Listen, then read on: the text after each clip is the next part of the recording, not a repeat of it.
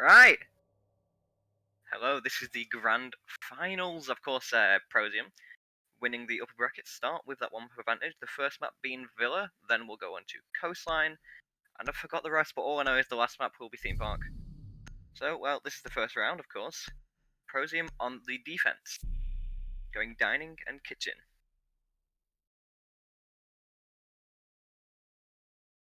I think so.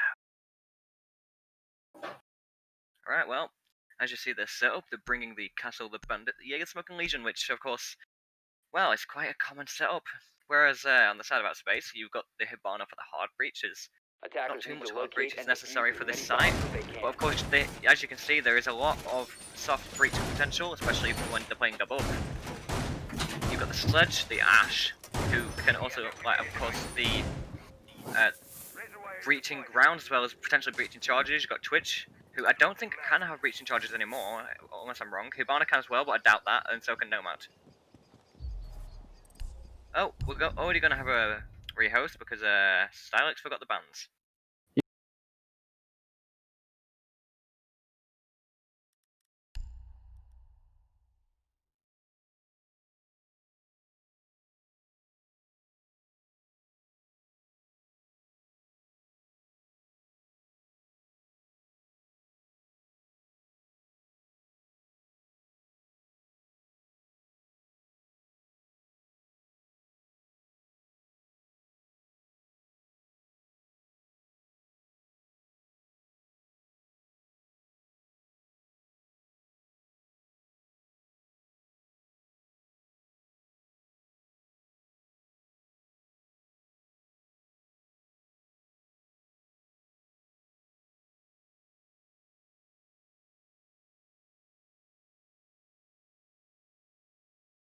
I don't have it open.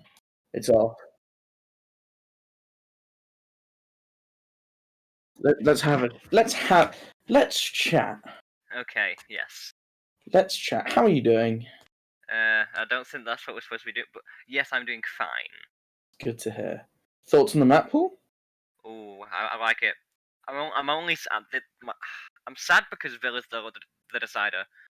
Not Villa, sorry. Theme Park, yes. Yeah. Because I really want Theme Park to be one of the first maps, because it's exciting. But Theme is exciting. Obviously, Clubhouse is there, but Oregon won't be getting played. Neither will Cafe, which I'm excited about. Oh yeah, I'm happy not to see Oregon. It's quite I think it's quite stale. I don't know. It'd be interesting to see how teams approach with obviously the changes, but it's generally one of the more oversaturated maps.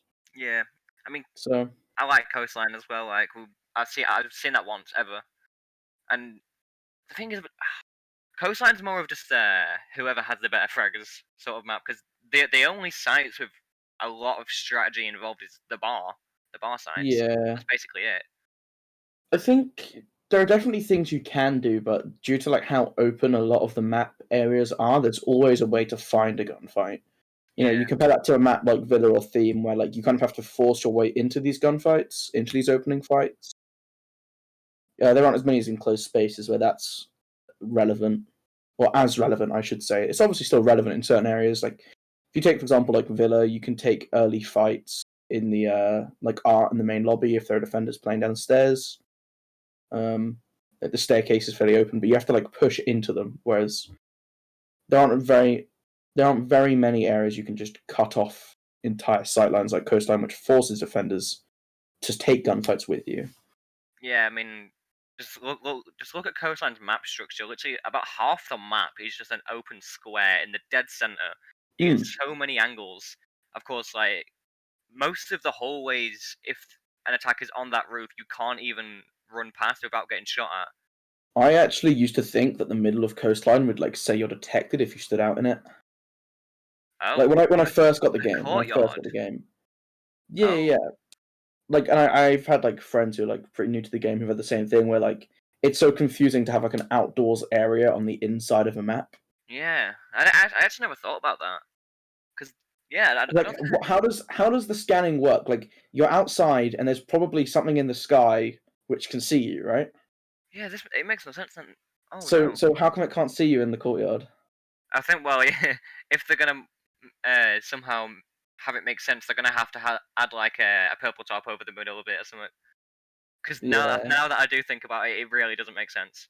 yeah, it's weird, isn't it? I But you mean, know, the only way it could make sense is if it's not something in the sky, but it's like people to the side or something. I don't know, like snipers. I don't know. yeah, it is like it's just like one of those weird things where like you don't think about it, but like I remember when I was new, I didn't go there because I thought it would reveal you, and then I like went out there and was like, oh, it doesn't. Okay, well, guess I'll chill. That's really Food for baffles me. thought. No, yeah, just looking at these maps though, like Villa, Clubhouse, and Theme, I'd say they have a lot of strategy involved in them. Yeah, I think Villa like it's quite a nice set of maps in that you have theme and Villa, which are like very like quite reliant on your strats. You know, you need to have good setup. You need to be like well practiced on what you're doing, and then you have like the other side, like Clubhouse is like a nice middle ground, And then Coastline, which is and just then on the other Coastline end of the is spectrum, yeah. yeah. So I think it's like quite a nice map pool in that way. It gives a little bit of a break between, especially keeping Villa and theme a little bit apart. You get like a nice change of playstyles maybe. Well, anyway, we are back in. I mean, And we now have a ban phase. yeah. I mean, I wouldn't. I'm gonna say Thatcher. That's gonna be my guess. Yeah, there it is. Yeah, I think Thatcher makes sense. We could see something like an Ace, Yeah. maybe. I think Ace is quite a popular ban on Villa because there's a lot of walls where you don't really want to expose yourself by walking in. Like you think of Study Wall, for example, and if Outer Space who are now banning are aware, there we go. There you go. They would have prepped. Oh, we're going to run Habana. We're going to run Thermite instead. You actually see a lot of teams starting to adapt to running only Habana as their like single hard breacher and relying less on hard breach, as well as other teams who take the Thermite and still want that like mass opening of walls. Well, yeah. I mean, I understand like why people play Hibana instead because obviously with Thermite you have to go right up to that wall. Oh no! Wow! Look at that. A castle ban. I mean, I definitely think that he shines more on those bottom four sites, especially kitchen and dining, just because of how many like angles you can cut off and the amount of like overextended roams that you can do around the map on those bottom sites. It's pretty insane. And then the final band's going to be a mute as well. So these defending bands. Yeah, a bit of spice in the defensive side. The attacking bands, we kind of saw them coming, but this defense is really nice. I think Castle has a lot of value on the 90 window, whether that be you're trying to play on 90 on the defensive aviator, but also whether you're trying to do more of an extended hold across from from trophy, and then you extend it all the way across right out to aviator, reinforcing those walls as if you were holding that as a separate site.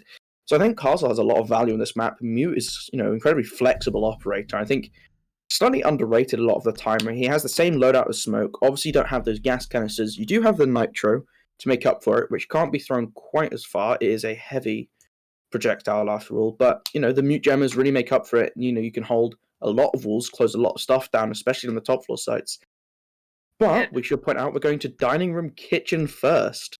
and that is what we saw before the rehost happened. That's where they were going, but of course the bans didn't happen. And they did bring a castle, and now they don't have that option, which means they're going to have to change up the strategy that they were going to go for. Otherwise, well, it's not going to work out for them because I'm not too sure if they do have an ultra strat, but it does seem at the moment that they may have one. You are seeing them pulling it out. I would imagine that that's something where you're not expecting the castle ban, but you want to be ready if it does take place.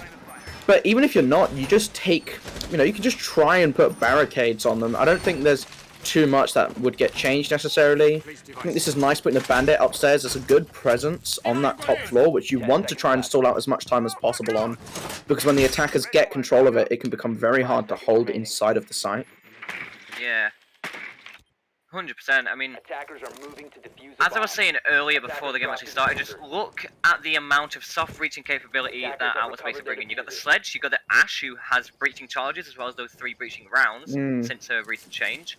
Of course, they don't have the breaching charges on the Hibana or the Nomad, which obviously is a bit less, but the fact that Sledge has around, I think it's like 25. Yeah, 25 hits with the hammer. Yeah, that is more than enough to completely decimate the roof of the site. And there's also very little on the side of bulletproof gadgets. You only have 3 shields, so the Ash is going to be able to deal with those. Sledge also has this is a very nice, well-rounded. I think this is the advantage that the changes to Wilmai and Jaeger at the start of the season kind of caused. So you get to see more interesting operators like the Twitch. Like this Twitch is going to be amazing if they can try and pick off some of these goo mines before they become too relevant, or even if you can sneak in and get those bandit batteries. Yeah, I mean, if they do get rid of those bandit batteries, then, well, the top floor can just easily be picked apart, and the defenders will have to retreat, because, of course, the line of sight will be getting cut off by the holes that the Hibana could potentially open, and then, well, it wouldn't look too great for them, but, of course, Hibana's on the bottom 4 at the minute, so... Yeah, and they've taken a little bit of time to get this control, but, there's nothing wrong with that on the opening round of a match. It's maybe a little bit slower than you would like. The ADS is in a nice position to deny the first gadget, although it looks like the drone was able to spot it out before darting back to safety. So it'd be interesting to see how they're lining up 4 members on that on the landing now. I mean, yeah, literally almost every single attacker is pushing from that side of the map. So these shields will be getting disposed of, as we see here. That's the trophy one gone, and well, flashbang's raining out, and the second one will surely get destroyed in just as quick of time. Another flashbang goes out. The shield hasn't been disposed of yet, and you see a nice cross-angle, 3-way cross-angle being held by Fluvio, Jeff, and Spike. If these attackers push through, then, well, they're going to have so many bullets raining towards them. Of course, they have just as equal amount of players, if not more, pushing from that angle. Oh! That is a lovely flick to get that kill. It almost feels like he's robbed the Goyo there of a well-deserved shot, but you've got to give credit to him on that one, and it's Jaeger in Spike and Jeff both falling back to site pretty quickly. With this is an interesting rotate from the bandit going down into the basement, but the Nomad is still injured. There's no more presence from the attackers upstairs. There's only 20 seconds left on the clock once they get this player back on his feet. So how are they going to push down towards the site? You see Revo rushing around. The Sleds hasn't set up any angles either, because of course it took them so long to get the defenders out of there, and they got 10 seconds, so they're going to have to go in for the push. And well, even though they have one man advantage, with the time that they have, it doesn't seem likely, and it's all falling apart now. Tastic can nerf the last 2 alive, and the round is definitely going for ProZ. There we go. So, this is where it gets interesting. You've got to give ProZ the credit. They knew what they had to do on their defense, they had their setups in the right position, and they were able to stall out the time very effectively. They didn't lose anything. They kept every member alive, they kept their positions, they held tight, and they won the round on time. There's nothing wrong with that from the defensive side. But on attack... Oh, Stylex?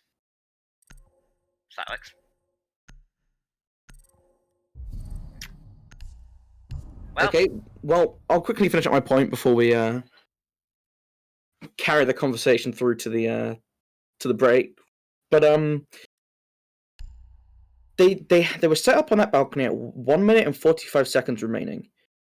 It wasn't until 50 seconds that they started to actually remove the utility and start to push in. Yeah, so they didn't play their time very well. A lot of time got wasted. Obviously, they were probably paranoid because they didn't know exactly how many defenders were up there or their locations, so they were probably a bit scared to push in, and then when they eventually did, well, there was no time left. Yeah, I think spending 55 seconds on that landing is just way too long. Something needs to be happening in that meantime, whether that means you just play a little bit aggressively, you you consider maybe you're going to lose a member on your attack. You get rid of that utility as quickly as you can. Like they droned out, and we saw the drone spot the ADS protecting that trophy Goyo shield. We just never really saw much of an effort to get rid of it. There was no urgency on the attack. So if we can just see a little bit of the urgency, see a little bit more movement from the attack, then hopefully we can start to see some plays coming in. We can start to see them have enough time to actually perform and execute to get that top floor control. They won't be able to go back to this site immediately. They will be sent to the Aviator or to Trophy and Statue, whichever they, obviously they get the choice. But maybe they weren't ready for a kitchen push. I mean, I'd say another major mistake was, yes, the trophy shield got disposed of relatively quickly. It still wasn't. It wasn't quick. It wasn't quick, yeah. And then if you look at the one in Statuary, well, they used about 7, maybe 8. No, I'd say around 4 to 6 flashbangs on that shield, and didn't get rid of it. Yeah. Which isn't really a good use of utility, especially when you're on limited time as well. It just. You could be concerned about the Jaeger, right? Like I don't know if they droned the Jaeger out. I personally didn't see them see it. But even if you're worried about that angle, you're still safe enough to quick peek the door to shoot an Ash charge and get out. Like there shouldn't be enough worry on you to not shoot that Ash breaching round. I don't see any reason you should be too worried. Especially if you're able to throw these flashbangs in. I feel like that was a mistake not getting rid of that. However, you got to give credit. There's a lovely flick onto the Goyo. Looked at the shield, looked away, and just hit the head. Like that was brilliant. Nice bit of individual performance. Yeah, I think another issue as well was Outer Space did such a linear push, only pushing from that side. They didn't have anyone go to the balcony, the master bedroom balcony. Sorry. Yep.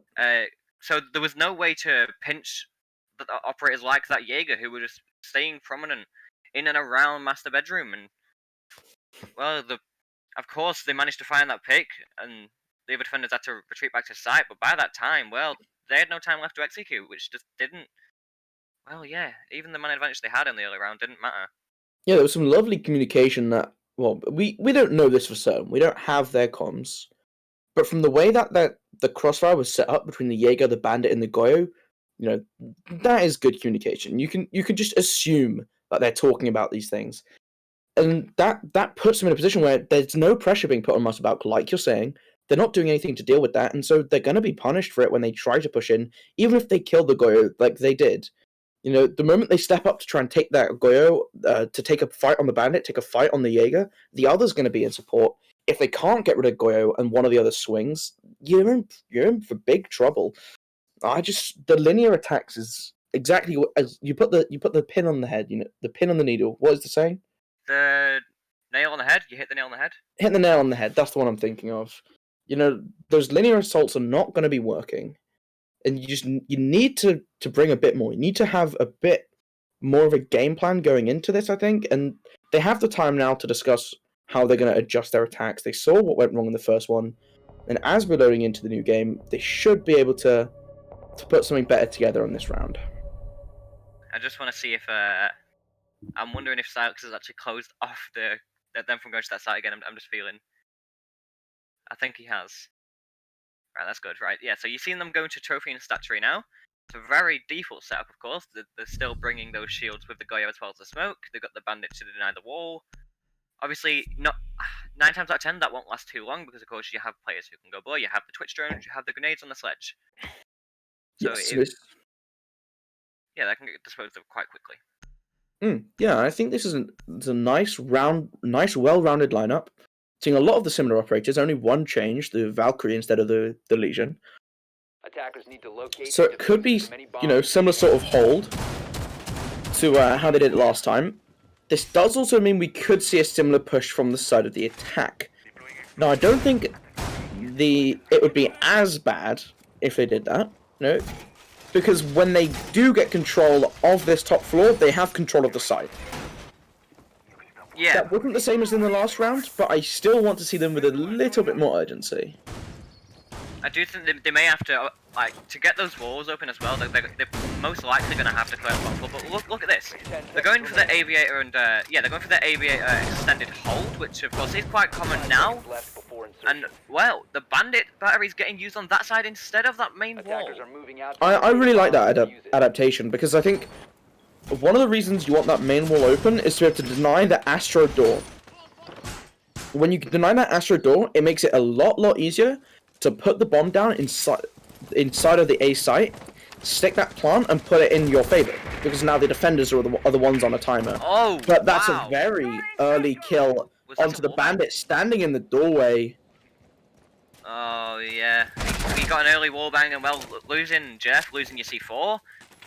Of course, he already placed his gadget, so that's not too much an issue. And now he can watch cams, but you've lost a nitro cell and you've lost an extra gun.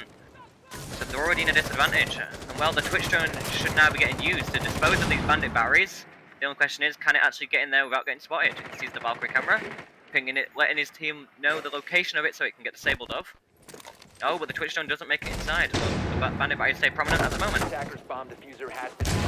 Nice shots coming out from Spike, swinging on the door at a nice time to get that injure onto the Nomad, but with the air jab above the door, he won't be able to swing out and try and chase up on his kill, and might not even be aware that they injured their Nomad, but you can see them very quickly trying to secure this bar area before the attackers come in with too much speed.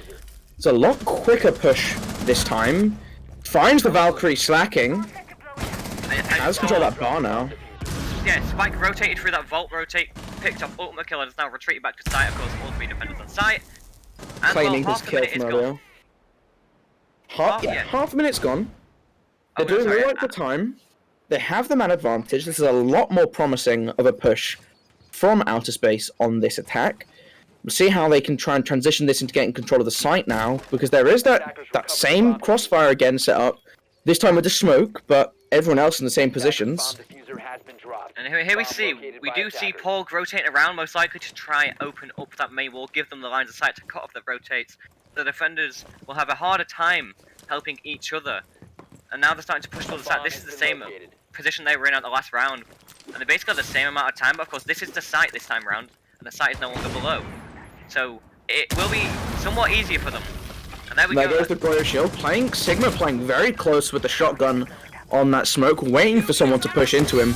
The Jaeger's still holding position in Master Bedroom. That's going to make it a lot more difficult for this Nomad, for the Habana to get open the main wall. But apparently it won't. Spike not going to choose to shoot out those pellets, choosing to stay hidden instead, keep his location undetected. The TCSG not quite be able to pick up that drone immediately, but he'll get rid of it eventually. The Hawk has no clue Spike's right there, and that's going to... This could be devastating when they go for that final push. 14 seconds on the clock. The push is coming in. The injury comes out onto Reaver, he gets taken out as well, but they're in the site, they're going for the plant, the cover is trying to be attempted, but Nerf gets taken out. They're not going to push the planter, although Spike will pick up that Habana as she finally vaults in through the window. That patience paying off fantastically, and that should close out the game. Just like last time, you do see, it doesn't matter, of course, they wasted the time, and in the late round, ProZ just seemed more calm and collected to pull out the end of that round, even with the one-man deficit.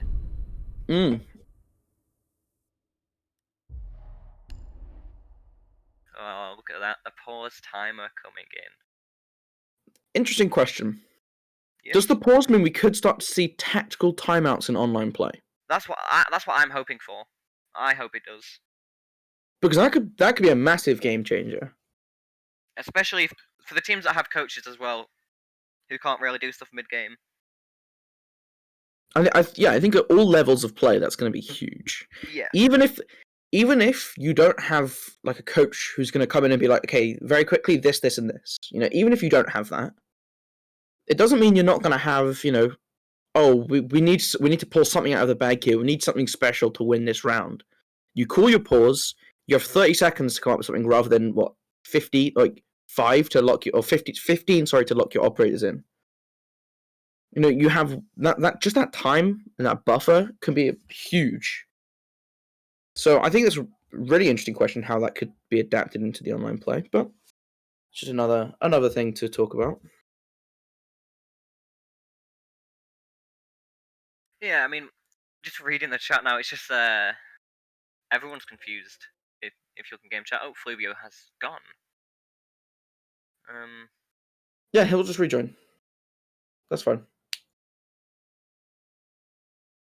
All right. Well, I mean, ProZ two rounds up still, and well, both sides played almost exactly the same. Of course, when we saw the first round, they didn't have the Aviator extend, but well, they didn't need to because well, that wasn't near the site. Whereas this time they had that extend. Of course, they lost two of their players, but they didn't lose any more in that round. I don't think a rehost is necessary. Normally, that just means you have to restart your game, and it generally works out okay. But I guess we are. it looks like we're going to be rehosting. Couple technical issues on the first map, but hopefully will be fixed up for the second. So, what was your what do you think was the biggest takeaway for you on that last round? Just yeah, it was the same as the first round. I mean, Outer Space just aren't as well coordinated going for that late round push. Of course, you saw the I think it was Porg on the Hibana still on that master balcony, and well, they didn't even know that Jaeger was in the room, and they had the man advantage, but they didn't win a single gunfight, which really just doesn't show too much hope at the moment. Especially, these are the two best teams of the tournament. This is the grand final, and ProZ are already ahead with that warm-up advantage. Yeah, I mean, you got to be concerned when you come into Villa. Like, you're already a map down. Doesn't mean panic. You just play your game out, and I'm sure it'll be fine. But you do need to win 3 of these 4 maps. Yeah, So it does become a little bit more difficult. As well, from the statistics of this tournament, we have seen that well, Villa is more of an attacker-favored map, and it's just not showing that at the minute. Of course, with Prosium, that they're going to sway these results massively if they win most of their defenses, and it's just Outer Space not looking too great at the minute. Of course, we are only 2 rounds in, but this is their map, and they're already a map down. Yeah, I think it could be difficult, but it's early stages. Maybe they just need to get warmed up. That maybe they're not quite ready for this, but we can see a turnaround. That it's nothing to panic about. It's just a slight concern that they do seem unprepared. Yeah. You'd almost expect by this stage a sort of game plan to be ingrained in everyone's mind. What you're going for, how you're going to get that goal achieved. We haven't seen that yet. They're on the same page about how they're attacking. It just feels like the individual decision making on how to get something done isn't quite turned on yet. I mean, I have to say, Outer Space's early round, their early rounds look really strong. Like they managed to take control of the Aviator and game side in maybe about a minute and a half. Yeah, it was a minute and a half when they were starting to push landing. Yeah, so, but it's just how long they just stall out, just waiting to go for the final execute. They just take too long, and then when push comes to shove, they just aren't ready for it. So they are going to have to adapt if they want to somehow, like, obviously they're only 2 rounds down, but they're going to have to win some rounds. They're going to have to pull out this map, basically. I mean, unless they want to, if they lose this map, then they're going to have to reverse sweep. That will be the only option. You see the predictions coming in on who will win the series. It's 100% ProZ. Oh. It's maybe slightly concerning. How do you actually predict? I don't know. Streamers and mod can't cast a prediction. That's fine. Why can't I cast a prediction?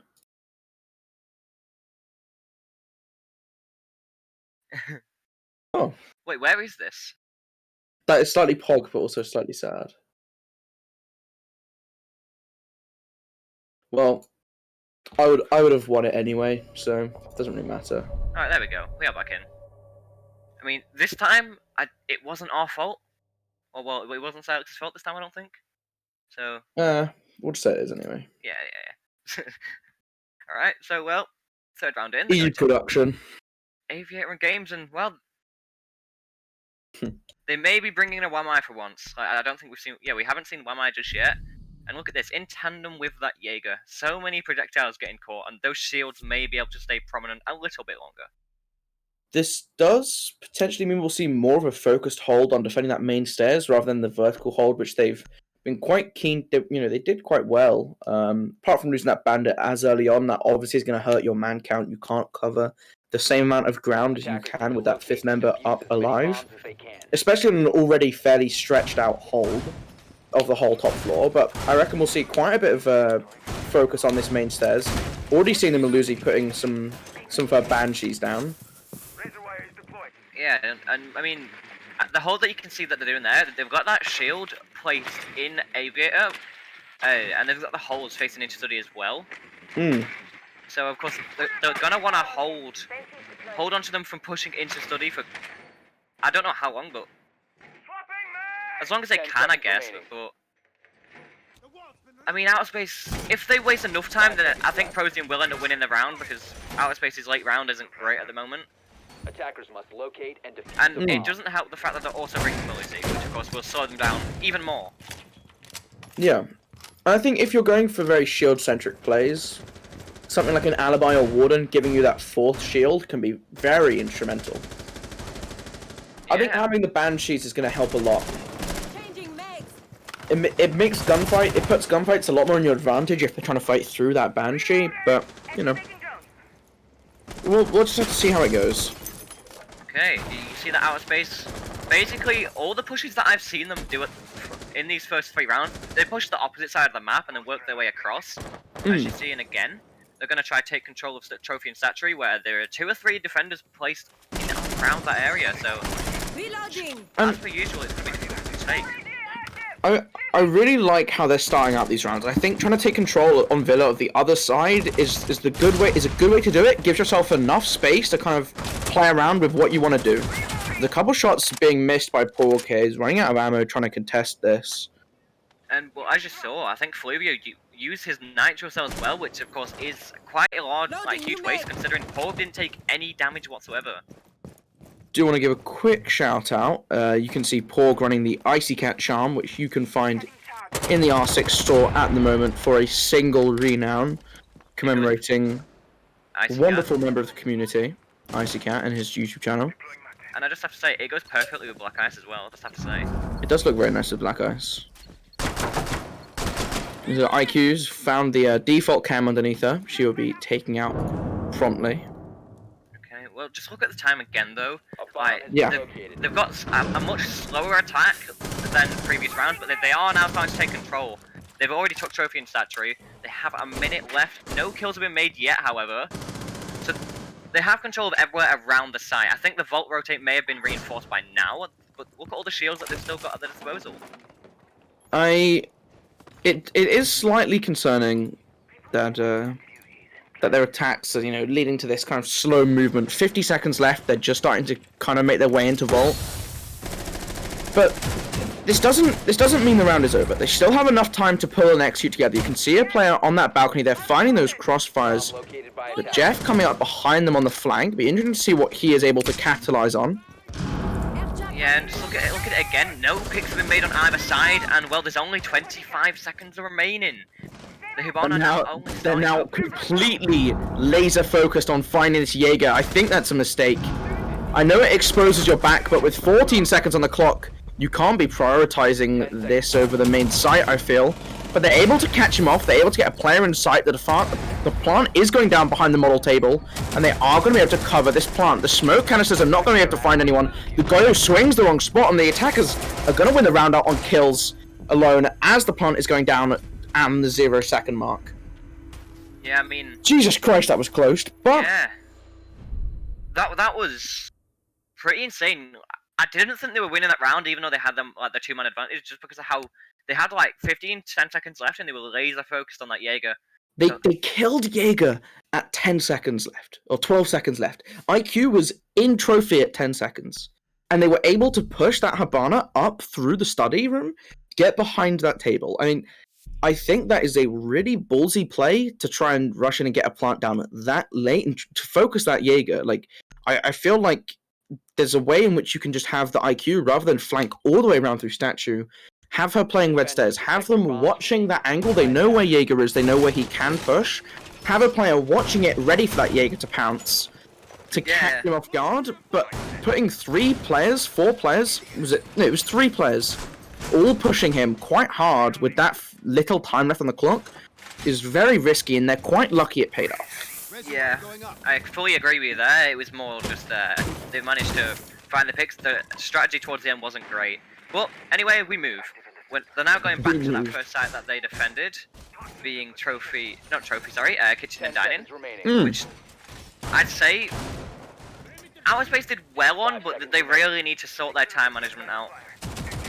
They were able to acquire that top floor control. I think it took them too long to move through what was an empty top half of the map. They were landing at 145, which means they spent 1:15 clearing nothing. There is Jeff hiding down in that library this time, so that's going to be an interesting wave. Very interesting if he's going to be able to come back up the main stairs if they're not aware of that flank, and I think it'd actually be so powerful at getting some picks and slowing them down even more. Like, we've already addressed that they have been a little bit slower than you would like them to be, so we'll just have to see how this plays out.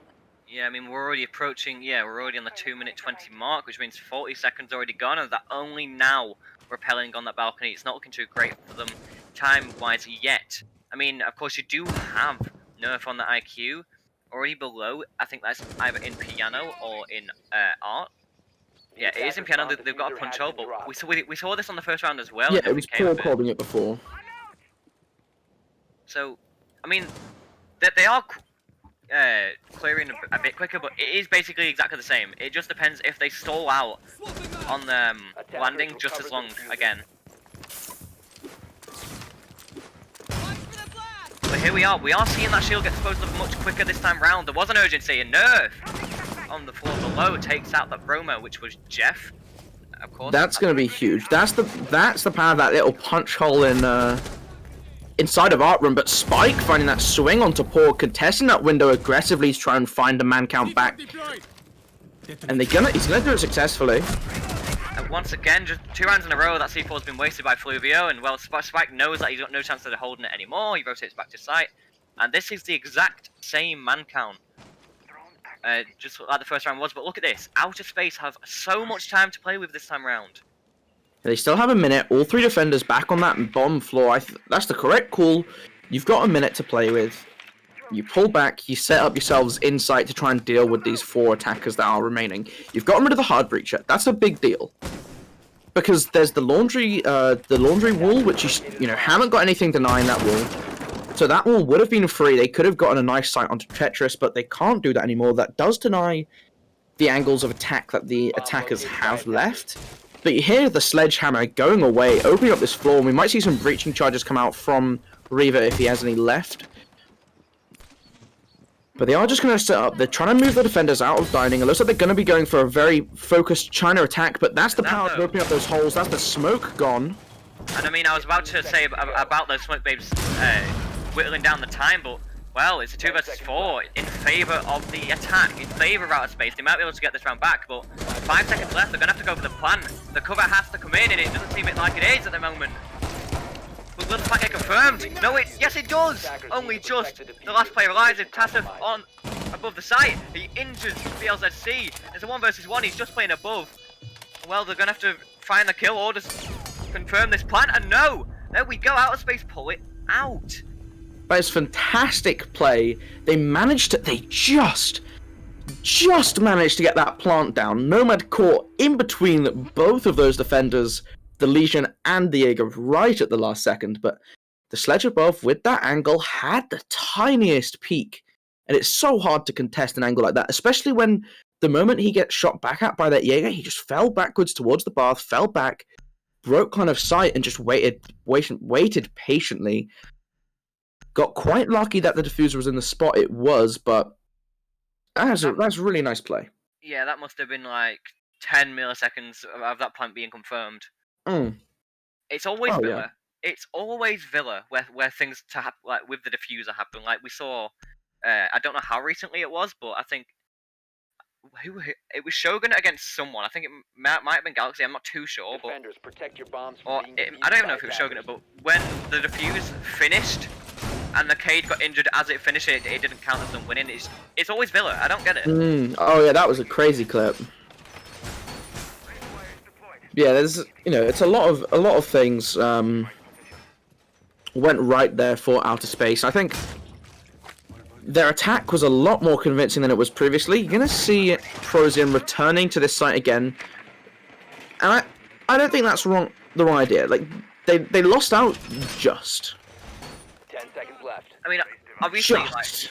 they were in the complete man disadvantage. It was a two versus 2v4. yeah, but they managed to bring it to a 2v1. So it shows that they Oh, can yeah. win Locate a fights bomb and defuse when they count the most. But obviously, that time round we had Tassif on the sledge just playing above, and he clutched.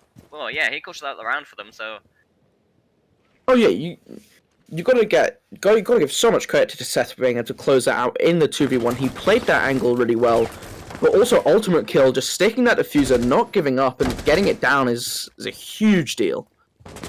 yeah, I mean, I do think Outer Space had a few problems there. Of course, letting that Jaeger flank in the first place. Oh yeah, 100%. But look at this already. Ultimate kill already moving through study, and well, we're only 40 seconds down, and their time management is getting better by the round. They've already established most of the control in the Aviator Games side already. Gonna move on to 90 soon as well. I mean, we call back to the first round where they were on this position. They're there 25 seconds earlier. So it's a really good job from them to keep it up. They're slowing down a little bit now, but just getting themselves in the position to push that landing effectively. I mean, yeah, they've already basically taken the entire south side of the map. And well, yes, they're on landing, and this was basically the same time that they were there in the first round, but last round we saw them clear that utility in rapid time. So let's see if they can do that again. I mean, the ADSs shouldn't be too much of a problem since their recent nerf. So they should be able to get rid of it fairly easily. Yeah, I mean, we're starting to see this push come out. You can hear the flashbangs going out. So we're going to start to see the destruction of these shields. But that's a lovely angle by Jeff. He knows where they're going to try and swing to get rid of that shield. The nitro from iFluvio finally coming in clutch, getting rid of that sledge. Now that's going to make it a lot harder for the attacks to come in later on. But the injure's going to come out from, I believe that was from iFluvio again, as he swings out through that, through the door onto Wolf. In a very comfortable position here as Porg quickly finds the refrag onto the Goyo.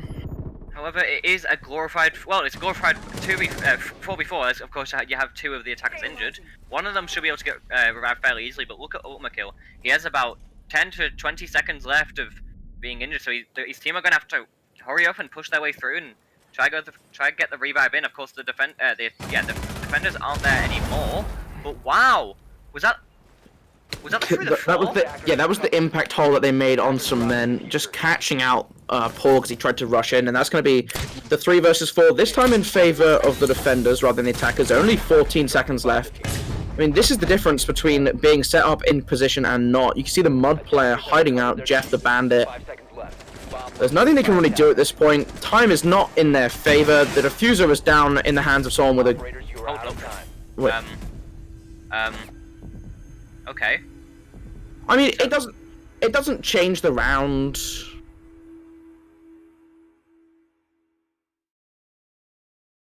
Need to pause it real quick.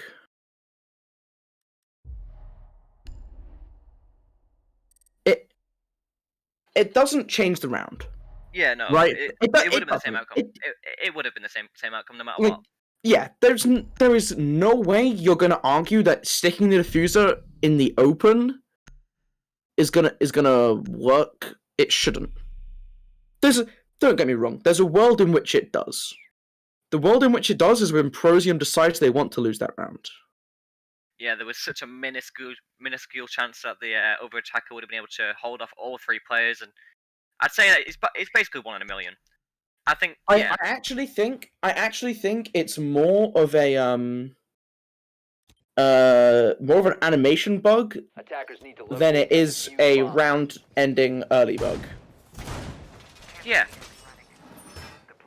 Seth is saying they wouldn't have lost that round anyway. I am more than happy to disagree. Yeah, I 100% But agree with you there. I do think you want to try and argue for every round you can. That's not a round you argue for. Yeah, the argument is so brittle and futile. It doesn't make sense. Almost every single time, ProZ would have won that round. Even Especially if Smoke was in position on that kitchen table, so as soon as Smoke looks anywhere, he's going to see the 5 Ash. seconds left before insertion. But they do close out that round, and they're going to return to the Aviator. Not to Aviator, sorry. To Trophy. I mean, I think really Oh, like... no, they aren't. Yeah, no, they're Trophy. They're in Trophy. Yeah, they're in Trophy. They're showing the extended hold. I do really like the fact that it seems like Outer Space are starting to pick up speed in the past few rounds we've seen. Like, they are starting to take control of the map quickly, but it's little plays, like we saw with iFluvio's C4, which, I mean, for the other 2 rounds, well, he wasted them both times, but he made it count that time. Well, they pulled out the round. You also saw Jeff hiding out in the mudroom as well. Like, just these little tiny plays can just change the course of a round, and oh my! BLZC, I think that was through the master window. Yeah, from the master window, catching out the Nomad on the balcony as they were trying to push in towards Study, but I'm so confused. Where's can't the find body? the corpse. But it is in that area. It's on the top floor, I believe.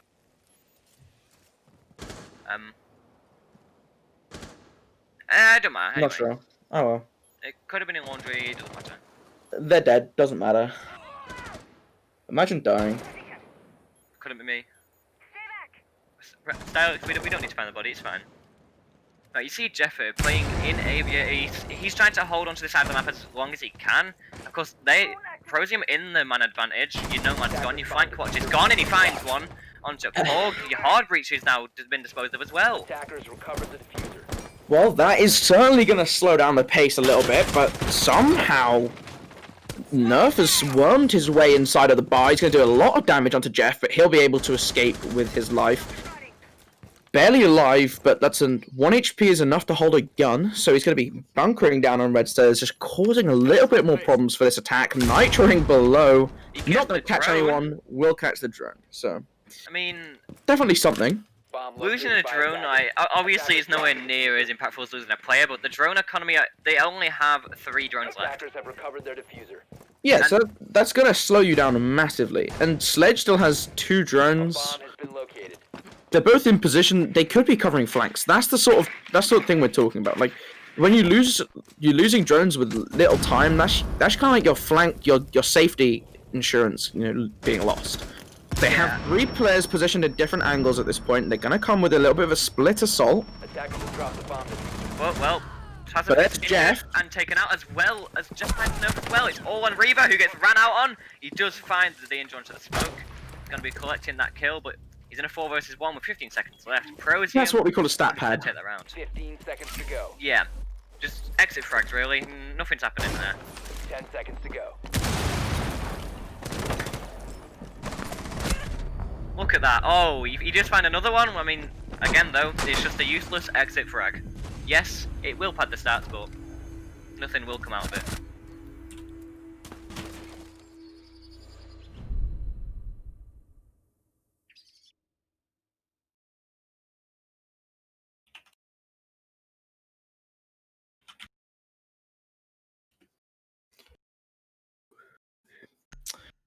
Okay, well, last round for Prosium to play defense. They're going to be returning to Aviator Games. Have to see how this one goes. Slightly different lineup. Bringing that Cade instead of the Malusi. And they're going to bring the Bandit. So clearly want to try and deny some of this wall a bit more. As that was one way they kind of got caught off guard by when that attack, the final attack came in. With that wall that they'd opened up, the Goyo wasn't really in a position to be able to play inside of the B site to deny the plant. Not that you often see people playing inside of the B site, people will often fall back at that position, and that's why you're relying on your nitro cells and your smoke canisters to kind of close out the round. but clearly didn't. They weren't able to quite get that one off successfully, and they're going to fully reinforce off the B site this time. Get both of the walls, bandit them up, keep that Hibana from opening up too much of the wall. 10 seconds remaining. I mean, there's not really many places you can play in that B site. I mean, the only logical way is that if you ever sit in a corner, or is if you have a sheep. Yeah. Otherwise, you're not safe at all. Right, it does seem like, once again, Outer Space pushing from the opposite side of the map, as you see. All 5 members stacked up on this master bedroom balcony side. Yeah, and we'll probably then see Porg rotate round later on once they start to get control of the main landing area. Oh, look at this angle being held by Jeff. He may be able to find one of the attackers' heads if they just peek at the right time, but no one is showing their head at the moment. I don't think it will either as well. They're already starting to move into master bedroom. So Jeff has fallen off the angle. I mean, it has been noticed out that he was there earlier, but of course he's no longer there, so well, nothing's going to come out of it. And that natural cell gets thrown by Spike, I do believe, and it goes out. Does not kill Reaver, but he is on about 20 HP, so it's definitely worthwhile damage. Quite the difference maker. Also a nice hole, but that's the sledge opening up right above him. Should have been killed, really, but not quite able to land the shots, leaving the sledge at 50 HP, and the bandit is now 6 foot under. Jeff is also 6 foot under. He's now in the basement, starting to rotate round after, well, trying to engage in a gunfight, but he's starting to make his way up those red stairs. I don't think the drone spotted him out, however, so he should be able to flank at some point later in the round. Of course, Outer Space do have the man advantage, but, well, health-wise, well, 2 of them could just get taken out with relative ease. Of course, one-shot headshot does change that quite drastically, but the time management is looking good for them, and it's nerf finds iFluvio. Yeah, that's through the vault, I believe, but they're now in a lovely position with how they're setting up their attackers. They're in position, but Jeff coming up behind. The trigger discipline is insane! Gets himself the double kill, finds both the Nomad and the sledge, and that is going to change the dynamic of this round. That's going to change everything. I just think ultimate kill, well, he's not really doing his job properly. I don't know why they didn't have a flank drone there as well. That someone could be checking it occasionally. But, well, Porg finds BLZC, so it's once again in their favour, and Nerf finds Sigma. It's all on Jeff. He has the diffuser on him, but he's in the 3v1. They just need to slow down. They have 35 seconds still. And I know before we've been saying that's not a lot of time, but this is a completely different scenario. Don't need to push too hard. You can wait for your numbers, but Hibana's isolated by herself, and she's going to be down. Now there's only 20 seconds. You need to play together for the refrag. They're not quite aware of where he is. They're not checking behind the vault. And the Ash is going to run out, but that gives perfect information to Nerf, who will be able to close out the round. That was way too close than it needed to be. That was very sloppy from Outer Space. Once they pulled back, 5 versus 3. Okay, 2 things I'm going to say. Jeff should not be able to get that flank off. That should not happen. Yeah. You have a Nomad.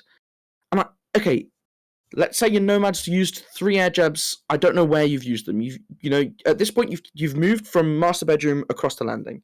You've probably used 1, maybe 2 on. You probably used 1 on Astro Stairs, and we saw in previous rounds that they've been using the other air jab on the classic hallway, so that you can't get flanked up from that direction.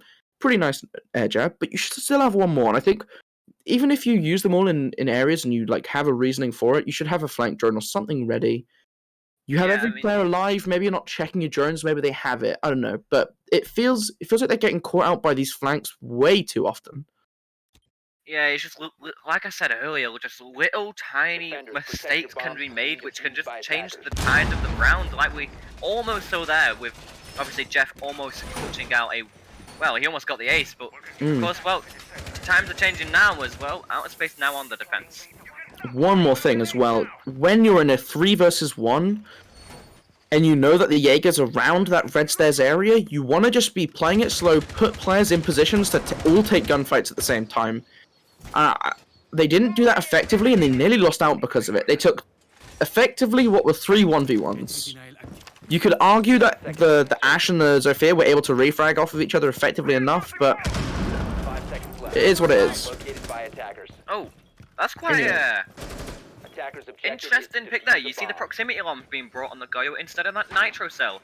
I think Quite a that rare thing to see, but it's rare, but I think proximity alarms are quite powerful and are kind of an underutilized gadget that the defenders have at their disposal.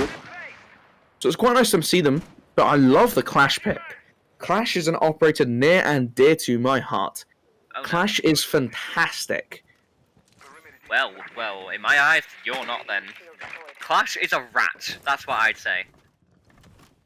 Clash is the complete opposite of a rat. Clash is the biggest Chad in the galaxy. Oh. Clash is gonna walk at you, tell you to get the fuck off, Whoa. zap Using the you, big boy language.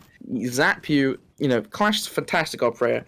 You don't see how they use her. They're currently using her just to hold that landing area, which I think is a great use of the operator. You're gonna have to put some work into killing that Clash. It's not difficult to kill the Clash. Oh no.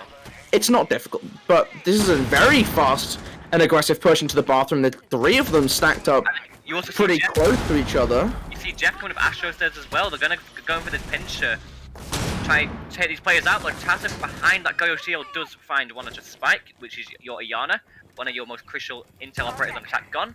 Porg nearly exposing himself to the Zofia on the staircase next to him, but the first impact blast from that Zofia grenade launcher is going to come out, remove that Goyo shield. A frag grenade quickly going to take out Ultimate Kill, who's in a very compromised position. Is going to die to the Habana pellets. There we go. The first Habana kill in of the tournament. Yeah, the After first that? kill. I think so. I mean, I know we've seen thermite charge kills, but we've never seen one of these ones. I really love the push ProZ are going for, but well, Tassif once again finds one to iFluvio, but does get refragged. The Clash still being an annoyance. And just, well, slowing them down. I mean, I really do like the push that they go for, that they're not taking the other side of the map, but look at this.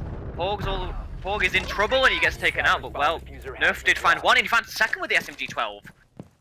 Well, I think that was slightly unfortunate that Porg went down, didn't quite have the immediate support, but Nerf was there to pick up both the Sledge and the Habana as they pushed onto that Clash, so the job was done in the end. It got done, and now Vigil and Jaeger are in a pretty good split position where they'll be able to form a nice pinch onto this Sophia if they can spot her out without losing a member in the process.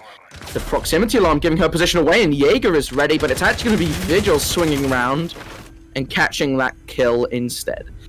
Denying the Jaeger right as he came into her sightlines. Gonna, a little bit unfortunate for the Vigil there, for the Jaeger there, but can't complain. You win the round, and you move on. I just have to say though, I really liked that attack that ProZ went for. I just think the changing factor of that round had to be Tasso finding those first two picks. I also think Jeff made a huge error by not removing that shield earlier, because of course he was below, so he could have got rid of that from below, but he just didn't. Yeah.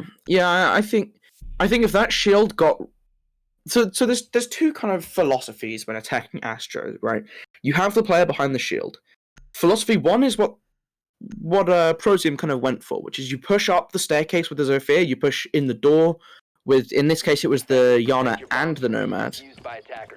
But you go for that double push. You push both at the same time, you try and get the kill, maybe you're retrade. The other approach is you blow up the shield with the Zofia, and then you have someone else push in from the doorway to try and get them after the shield's been removed. Yeah. They're just two different ways of doing it. I guess you could kind of combine them and have someone else on Astro Stairs with the Zofia, but that's not very common. Also requires a little bit more investment into pushing that downstairs kind of area out. Whether you want to go for that or not, personal preference.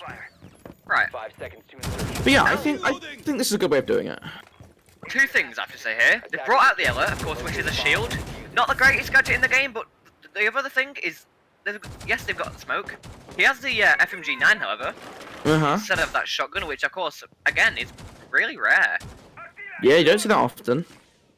Of course, you do have ultimate kill to open up the rotates needed with the TCSG, but smoke the TCSG doesn't have a ton of ammo, and the way that it opens up holes is different, shall we say? It doesn't quite work with the same sort of consistency as the shotgun on the smoke. And also it has less ammo, so there's a chance you run out a little bit faster. So it's an interesting choice, and it'll be interesting to see how that works out for them. But if it gives that 1.5x to Porg and he really likes using it and he's going to be effective with it, you know, it's an interesting adaptation that could be really, really successful for them. Yeah, I was going to say, he's not even using he's not even running the 1.5. Okay, going with the hollow. But either way, the FMG9 is an underrated weapon. I think after it was introduced to Knock, people kind of started to understand the value. But as I talk about value, that's both grenades off the table before being used. Nerf making that move happen. But they've found out the Jaeger. The Jaeger's in a very difficult position here, and it's going to be the Yana swinging straight in. Spike adding one to his kill tally as Spigma does one as well, finding Nerf. Collecting back on his friend Blazek, who was taken out earlier. Apologies for butchering that one horribly. I just say BLZC. I just think it's easier to say. Yep, that makes sense. Yeah. I mean, right, so as you see, ProZ in the man advantage, and they're about to open up this vault, and of course there's no electrical cord there. He's gonna be trying to electrical trick it, but that is coming in surely too late. Yep, just a hair. You need to throw that one as you hear the pellets land. He was a little bit delayed on that one. Maybe expecting a second set of pellets, but I think either way, you just chuck your claw down, get the guaranteed value. So, 50 seconds left. The attackers have good time, and well, Ulma gets injured by that grenade thrown by Spike, but of course they don't know that as points are off. The Yana replicator was going to get used, but it gets destroyed by the smoke grenade, it seems to be. And the second frag grenade gets depleted as it gets caught by that ADS. So just 35 seconds left, the C4 goes out. Reba finds the pick onto Jeff, which was that no fear. This is a lovely position in study, but he's actually going to get seen through the smoke by Fluvio, taken out. The last smoke canister coming out with 20 seconds on the clock. The air jab goes off and Smoke's going to be knocked to his feet. The Yana coming in behind doesn't spawn behind the bar, and he's going to go down as a result of that. Plant going in behind the model table. Fluvio finding the kill through the hole on that the aviator door, and that's going to be a lovely execution on the final last seconds of the round. Kind of a shame Yana didn't pick up the smoke as he was moving around. Got hit by that air jab, but a little bit of miscommunication maybe on the location. But he will be caught out either way, and so it's not really much of a worry. I think they may have thought that he went into vault, and of course the Yana didn't know that. Got caught up behind the bar, but either way, ProZ still ended up winning that round. Outer Space once again going to try Aviator and Games. I do think their defenses. Their first defense was very nice, but that second one, it just didn't seem too strong. I think too many aggressive plays we made, and well, they just got picked off one by one. Yeah.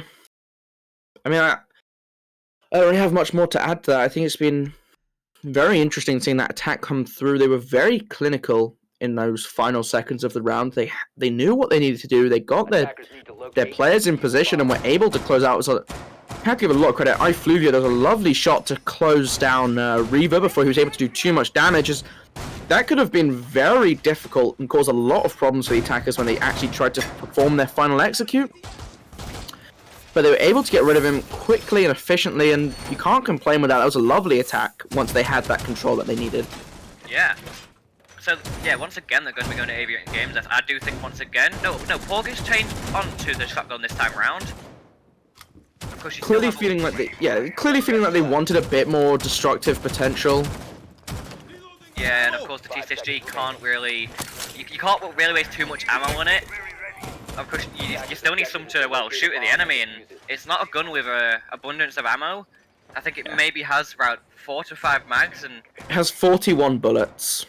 Yeah, which it really isn't enough to be wasting on all these rotate holes. Actually, I think it's a little bit more, because it's an 11-round magazine, right? So, yeah, maybe a little bit more, but So 40... Yeah, so it's either 41 or 45. What about 44? No, because you always get one extra bullet. Oh. Because you start with one in the chamber, like in the beginning of the round. So I can't remember if it's a 10 or 11 round mag. So yeah, ProZ doing much better at these early round pushes, droning their players in, And look at that already. Landing control is about to be established as well. As you see the replicator being used. The spots out that Maestro cam. Just going to be looking for any of these Romans as well. I mean, so yeah, the Gemini replicator is so much faster moving than a drone. You're able to clear that ground a lot quicker. Also have the frag grenades, which wonderful piece of utility that you can use to get rid of defender utility. You see the frag grenade rolling out, going to get rid of that Maestro cam as that explodes now. Yeah, so it just seems that they are doing much better at this early round, but well, BLZC proving my statement as well. He takes out Reba, Jaeger is gone. I am surprising. It is surprising to see Jeff is using that LMGE instead of the M762. Is that what it's called? I'm not too sure. Yeah, I think so. Yeah, the makeshift AK. Attackers dropped the Yeah. diffuser. Although it's not really an AK at all, but the team kill from iFluvio, who will quickly get traded out by Nerf. So that's actually 2 kills for the defensive side here, and that's going to put them at the 4 vs 3 advantage in this round. And well, there's just a minute left. The attackers in the deficit as well, which isn't looking too great for them, but as we have seen, ProZ and Arm usually do win their gunfights. But this round we haven't seen that come into fruition. You do see BLZC on. He's going to be pushing from the study side. What I will say in their yeah, and what I will say in their favor is that they do have some nice cross angles. They have 1 player in study, 1 on vault door. It looks like they're rotating Spike now to get onto that vault door. Maybe try and get that default plant down. But the smoke canisters are going to take Spike so low, and he's going to die the moment that next canister gets popped. Finally removing that Banshee on model table, but he's going to have to find a way to sit in a spot undetected. It's actually going to be Jeff going and putting that plant down so that he won't die to the smoke canisters instantly. But Porg holding that canister way too late. The nitro cell isn't going to catch Jeff through the... down. The refrag does come in onto Jeff, so it's all on BLZC in study alone. No frag He's grenade. only in a 1v2, and we have seen a Sledge win the 1v2 previously. He's in a decent position to deny the plant, but if they start to disable behind that vault door, he is going to be in a pretty bad position where he needs to force a swing onto them. They're going to pick up Nerf, who will DB on 20 HP only, but that's still enough to use your weapon. And there we go, the peak from Paul. Yep, Paul going to take him out quickly. He'll get taken out. Finished off by Tassif, however, but... It doesn't matter, he does it. It's... By defenders. And Outer Space, they looked quite strong on that round. Of course, the team kill didn't help Prozium, but even still, Outer Space looked fairly strong. The team kill definitely helped. Having that Cade on the board, not getting injured by that grenade, again, really helped.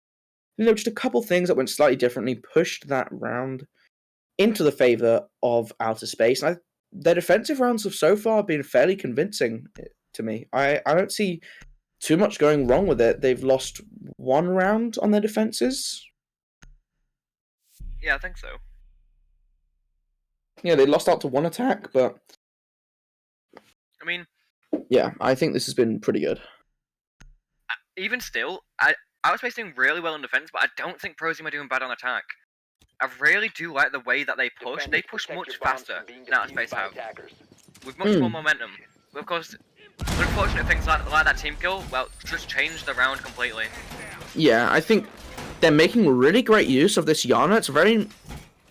It's like kind of one of the Yana's a kind of operator I like to put in the sort of more niche, not a niche, but more of like the kind of specialist.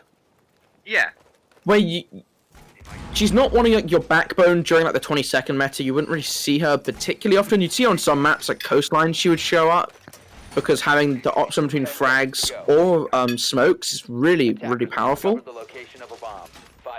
But now that you don't need to have that sort of finalized 5 operator lineup on the attack, you have a lot more potential to swap up for something a bit more interesting.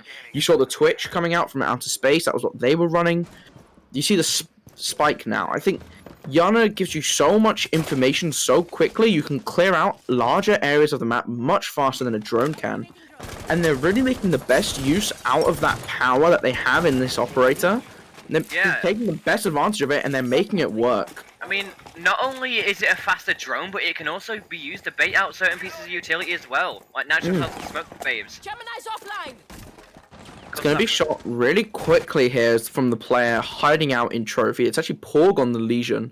There's 2 players now trying to contest this upstairs area. They haven't put as much into this defense as ProZ were putting on their attacks, but they are going to put some pressure nonetheless. They're going to try and slow this down. They're going to have to be safe, of course, because ultimate kill on the pulse below, and you also have Reaver on the bandit, so the yellow ping could come out and notify the location of an attacker who could then get nitro cells, which you may see in iFleevio's case. Of course, he's just stood there in bathroom. So if the ping comes out, the nitro goes out, then you may be able to get taken out. Yeah, and there's a lot of players stacked on this bathroom at the moment. It's kind of unsure what's going on here, but there's the double potential nitro. Ultimate kill, seeing them standing still for so long, he's going to throw it out.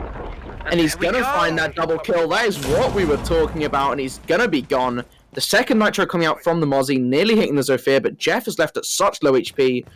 BLZC, sorry, very, very uncomfortable position for him, as he's the only real fully healthy operator left. And well, it's just a 2 versus 4. Yes, they have time, but another nitro goes out. Takes about 5 HP off Jeff, which it still isn't great.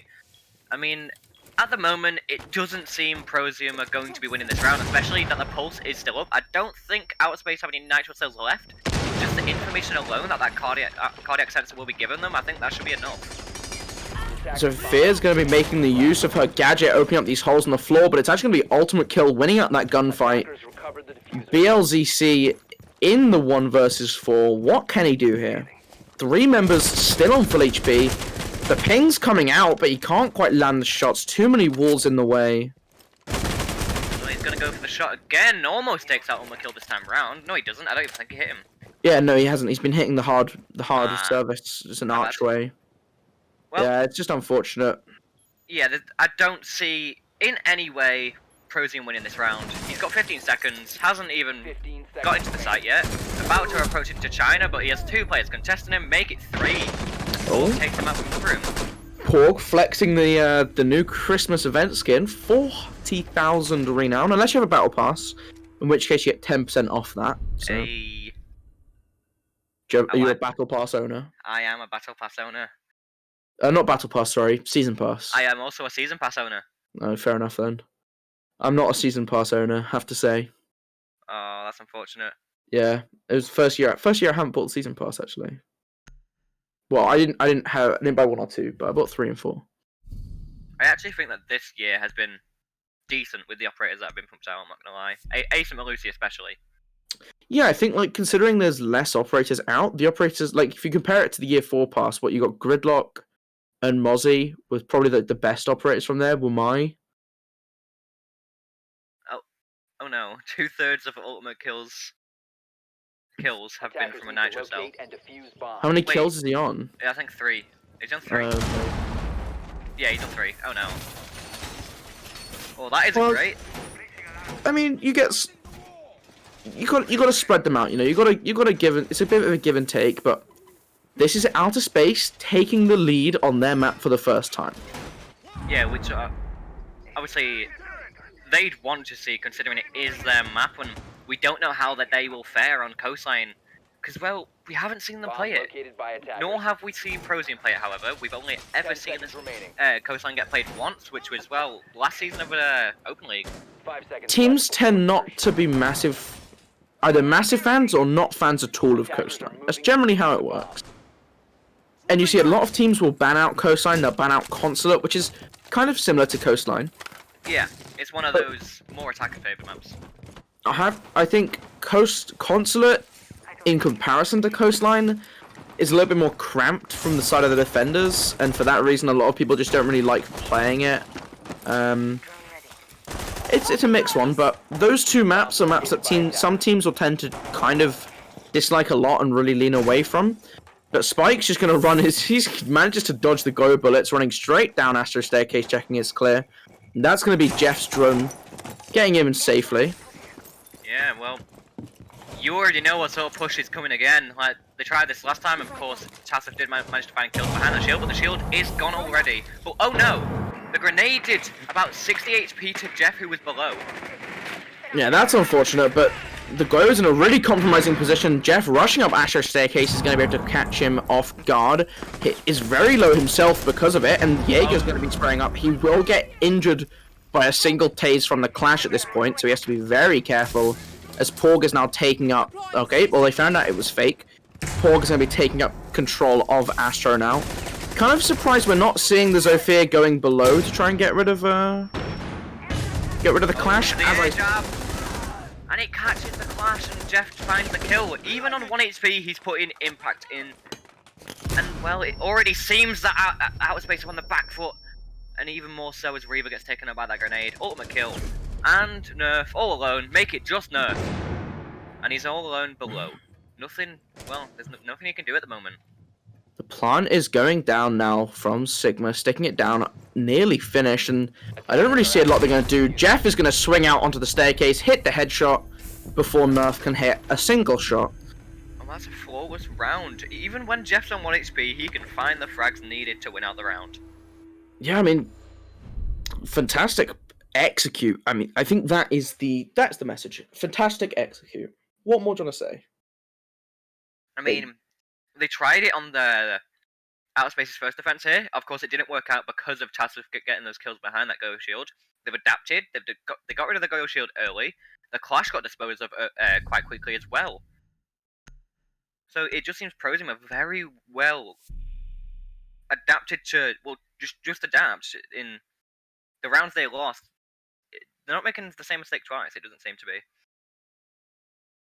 Seeing the Echo 6th pick coming out from the Clash, choosing to bring those yokais in place of the shield. I think it's interesting. Attackers need to locate and I mean, the Clash was very well dealt with. She was, you know, you got to give credit to ProZ on how they countered that Clash. Fluvio getting that air jab down. You know, Jeff was in a position where he would have been able to use his concussive blast if he needed to.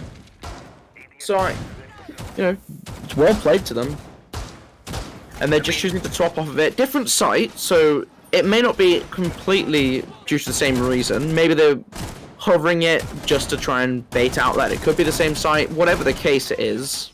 10 seconds But left before insertion. I mean, like you were speaking of shields earlier, of course, with the 6th pick from the Clash, I mean, Echo can now bring a deployable shield, as he has got his one back, of course, because of the massive nerf to his Jones. So, I mean, they have another shield, as well as the shield that the smoke can bring, which gives them that extra layer of protection that will have to be dealt with. We do see Reaver playing on the bottom 4. The basement is a massively underutilized part of this map. You see very often I say very often, as in very often on the few times you see the basement come into play, it's normally a defender using it as a rotate zone. But starting down in the basement, trying to catch a player off guard, maybe at the bottom of red stairs, maybe coming up Astro, you know, there's a lot of good usage there. This angle being held by the smoke, but he looked away just as the player pushes through. Oh wait, no, yeah, just as Jeff pushed through, so that's unfortunate, but... And he looked away again as Fluvio pushed through. That is the way it goes in Siege. I mean, like you were saying as well, the fact that the basement is so underutilized, the main reasoning for that beat, it's just, there's no bomb sites down there, so there's really no reason to go there unless you're either roaming down there or as if you're pushing, trying to sneakily push as an attacker, so... Yeah, no contention on the top of main, so it's going to give the attackers a lot of space to play around study. Not going for that take from the master bedroom side, just trying to take control of the study, get that wall open and go for kind of like the old default. Grenade below dealing quite a lot of damage onto the Porg, and down him, but he'll be picked up relatively safely behind the bar. Oh no! Quick kill coming out from Fluvio, but BLZC will refrag in favor of his opponents, taking out his own teammate. I mean, we saw a team kill coming on the last time this site was played, and well, it ended up making Outer Space win. So, I really hope that what I said earlier doesn't fall down the drain. Like I said that ProZ were well adapted and they don't make the same mistakes twice, but we may see that happen if they lose this round because of a team kill again. I like that they're opening up the bar, they're getting that control of this space, which is a really nice plant spot if they can worm their way in, but Tasseth is playing prone on that breach, holding it very aggressively. The Nitro Cell placed above that entrance, I think that was a missed throw, but I mean, either way, it works really nicely. The grenade's going to get rid of it before they use to push it, so good use of the grenade from Spike getting rid of that nitro, which would have otherwise prevented an entry point into the site. The first smoke canister going to come out at 28 seconds, so that's the perfect timing And from no, Porg, but Reaver's going to find the kill on the flank as he comes up red stairs. Shots being missed on Spike, but he'll eventually find two. That's insanely good work with the gun from him. Tech is going to find Habana 1v1 Spike against Reaver. He knows where his opponent is, and he's going to have to chase him down. The diffuser is dropped on the other side of the site, but Reaver's going to run into the basement, hide away. The chase is incomplete. and just like I said, I was wrong. The same mistake happened twice. They lost a round mainly because of that team kill that came in. We don't know how much more of an impact iFluvio could have put in, but it just seems like ProZ are losing the rounds where the team kills do reign in, and it doesn't look like they're very good because of these team kills at pushing Aviator in games. It's unfortunate to see. I don't know if you can say they're not very good at pushing Aviator in games. I think they're getting cramped up a little bit when they're pushing. And I think maybe you're right. Maybe it's like pushing that main stairs area, and that's what they have. Maybe they just have problems stacking on that area, but something is going on here. I don't know how you can have two team kills come in different rounds in such similar locations. Yeah, I mean, yeah, like I say, Reaver just said in chat, this is a very good game. Yes, it is, and this is only the first map. This could possibly go all the way to the fifth one. The stats being shown now, just look at Jeff. 82% cost. Yeah, that's insane. And he's also doing really well on kills. He's got 3 multi-kill rounds. He's clutched at 1vx, planted a diffuser, got the opening pick. Just all the things that he's done, like you see here, it's just proving just how much he's worth for this 10 team. seconds to go. And just a quick clarification 5 seconds remaining. for what cost. For what cost means. Yeah, it's Kills, objective, survival, and traded. yes. So basically, just any round you make an impact for the team. yeah, I don't think too many of these need a massive amount of clarification. I think kill. Yeah. Did you get a kill? Fairly straightforward. Objective, whether you planted or defused a bomb, that's objective. Survival, did you live? Did you die? And then traded is the only one where there's a little bit of question marks around. That's basically if one of your teammate, if you die, and then a teammate kills the person who killed you within, I believe it's a 10 to 15 second time frame. Yeah, so That's a trade. yeah, it's a little bit confusing. We do see Nerf playing in Astro. He has a lot of people contesting him though. He has Jeff on the window. He has the people pushing him from bathroom as well. Of course, the grenades could be used to take him out, which of course you do see BLZC and Spike have in the pocket. He does have a close ally available, and as I say that, he will be killed, but Porg is very close by and might be able to give out some assistance, but Porg will actually be able to assist the attackers by dying. So now that's top floor control ceded by the defenders. Attackers now have the complete reign of that upstairs terrain. They're going to start to open up the floors with a sledge. And just There we go. Look how much time they have left as well. Only half the round gone. They've taken out 2 of the defenders. They've taken the map control. Needed to go for the execute later in the round. Of course, the reason that they lost the last time round was because of this pulse and all the other nitro cells available. So maybe that will happen again. We'll just have to wait and see. Well, And one the first nitro nitro misses. cell is going to miss, but this is... The second one doesn't, however. Yep, that is going to be Jeff going down at such an influential player as we were talking about in the prep phase of this round. By attackers. Now off the table, but it's really very impressive that they are not faltering despite it being over the match point in favor of their opponents. It actually looks like Outer Space are going to be losing this round. They're in the 2v4 now. 4 versus 2 would have suggested they were in the man advantage, but they aren't.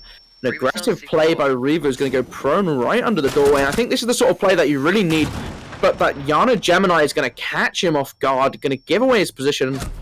Now that's going to wait for him, but no. BLZC takes him out from above. It's all on Tassif in a 1 versus 4. 25 seconds left, so it's winnable, but he doesn't have his nitro cell, but he does find the person with the diffuser.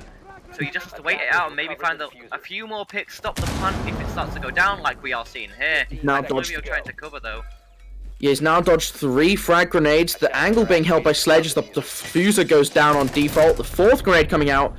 A little bit of delayed reaction on that shot onto Spike, and it'll be Spike taking him out instead. Swapping things around. Uno reverse card and all that good stuff. All that jazz, but that's going to be 7-7 going into overtime. Of course, you need to win 2 rounds consecutively if you want to end up winning this out. Unless it gets to the 10th round. Oh, well, how did you see me? And he just replies with eyes. Oh, it's infinite OT. Mm-hmm. Oh no. Need to win by 2 rounds. We're going to be here a while. We may be here for a while. So it could possibly... However, Wait, I is it not... say we're going to be here for a while. I can see ProZ now winning their kitchen defense. They've looked very strong on their kitchen defense. Yeah, I mean... They won it twice. No, Outer won it Space... 3 times. Won it twice. Outer Space don't look too strong pushing this site as well. Attackers need to locate and Prosium defuse just, as many on the bombs as attack, they can. take the map control much faster than Outer Space do. And on their defenses as well. Other than... Yeah, they've just defended kitchen and dining a bit better. If I'm Prosium, if I'm Outer Space here, you have to look at how you can adapt your attacks to win this site. You should expect them to pick this site. So, let's talk very quickly. The adaptations they need to make. We can both agree on this, I'm sure. Their time management, clearing the other side of the top floor. 10 Yeah. seconds remaining. Their clearing of the south side needs to be much, much faster. 5 seconds to insert. Second step, they need to be more urgent about pushing in Attackers are heading towards out. Trophy Statue and getting that control. Like, yeah, we only saw that happening on one round where they were really urgent with doing it, and, well, they won that They round. I won think. that round. Yeah, that was Yeah. the round they won. That was the round where they were able to kill 2 defenders. They killed Sigma in sight on the smoke. They were in that 2v4, and they nearly choked a 2v4, but they won. And that was when Seth shot was able to kill the last 2 remaining members of the defense through the floor. So, you know, pretty sick plays. Well, no kills been made yet, and, well, the time management is okay, but... Oh, but look at this, though. This time, they're making an adaptation early. Nerf is flanking from behind, and I don't know if the Goyo knows. If iFluvio doesn't know he's there, it should be a free pick. Oh, but no, he finds Spike.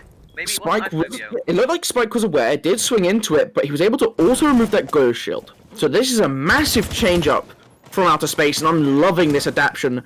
Putting Nerf in a position to cause a little bit of a problem for the defense, forcing them to make some interesting decisions, and a minute 50, the defenders are already starting to fall back a bit. The Nitrocell going out fairly aggressively, Oh, not going to no. hit anything. By attackers. It does, however, destroy the deployable shield, which was their cover, but iFluvio makes it for it by taking out Nerf.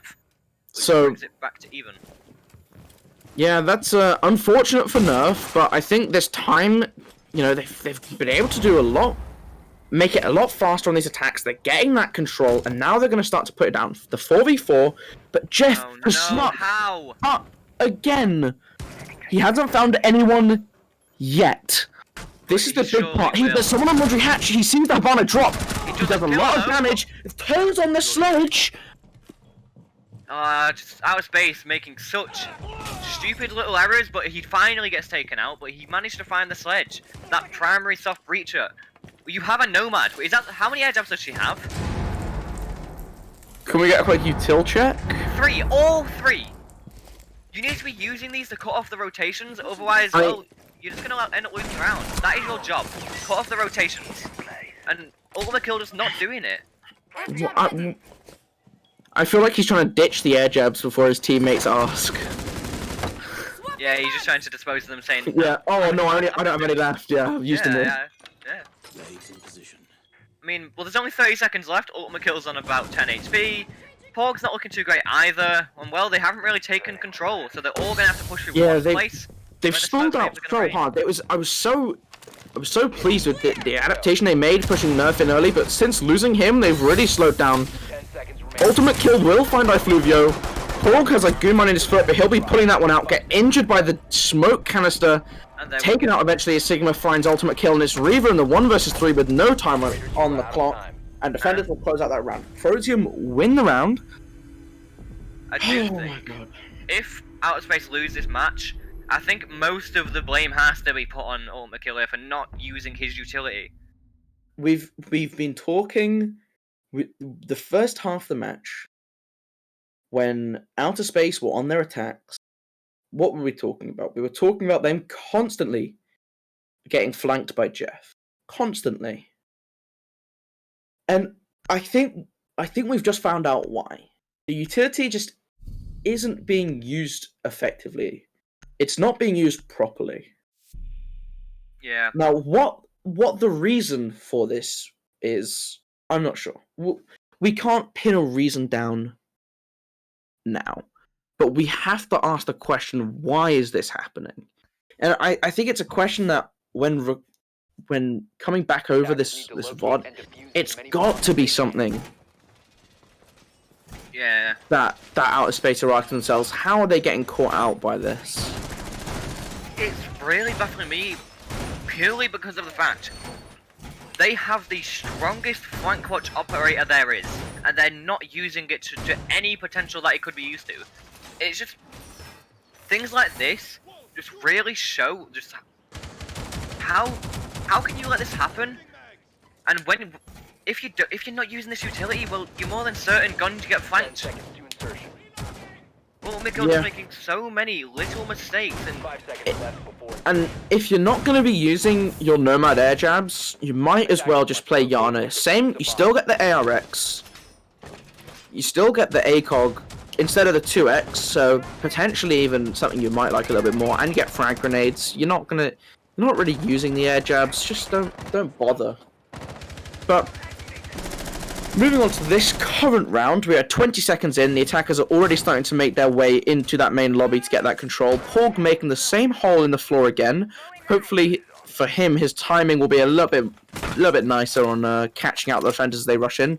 But it looks like he's a little bit preoccupied. Nice angle he has onto the staircase, but that shield is quickly going to get removed, and he's going to start reinforcing himself back into bar.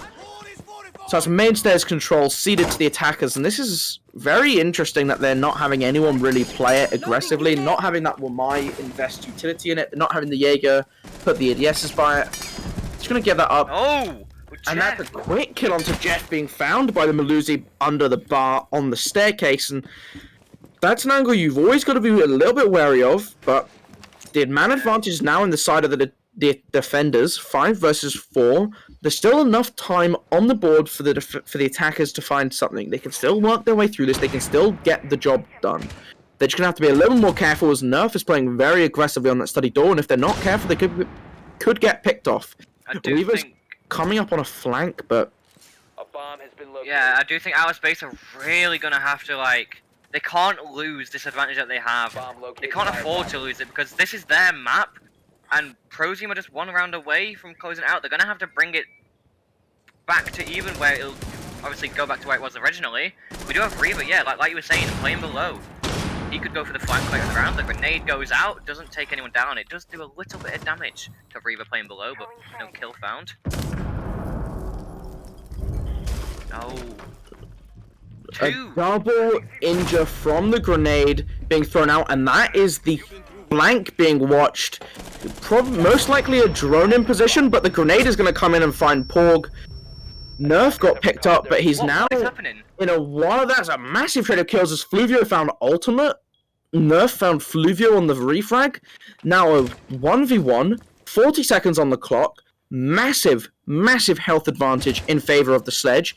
Knows the Vigil where the Vigil is now, but he's going to go for the plant. The impact in hand is not going to deal enough damage. Going to deal basically none with both of those grenades. The plant going back down again. Vigil is going to have to do something here to close out this round. Going to swing up, but the diffuser is going to go down. And he's now flanking round. The wall hasn't been opened in bar, so he's not going to be able to get that. He's going to have to run right past the main stairs. The Vigil scanner should hopefully be picked up by a drone nearby. Sledge, not really sure. Trying to listen out for any sound cues. It's all on the shoulders of Nerf now, Looks and it like he knows won't be where on as well. They know where each other are. Well, Sledge knows where Vigil is, but that's a lovely shot from BLZC, and ProZ are going to win out the first map. Well, technically the second map. They're already at a 1 map advantage. They're going to go 2-0 in our grand final. And well, the only way Outer Space can win this is if what I said comes true. They're gonna have to reverse sweep. And well, we're going to Coastline next. So let's see how they fare on that map. Yeah, they are going to need to win all 3 maps in a row. Coastline, then Clubhouse, then Theme Park. Do you think they can do it? Do you think they will lose? Put your answer in the chat.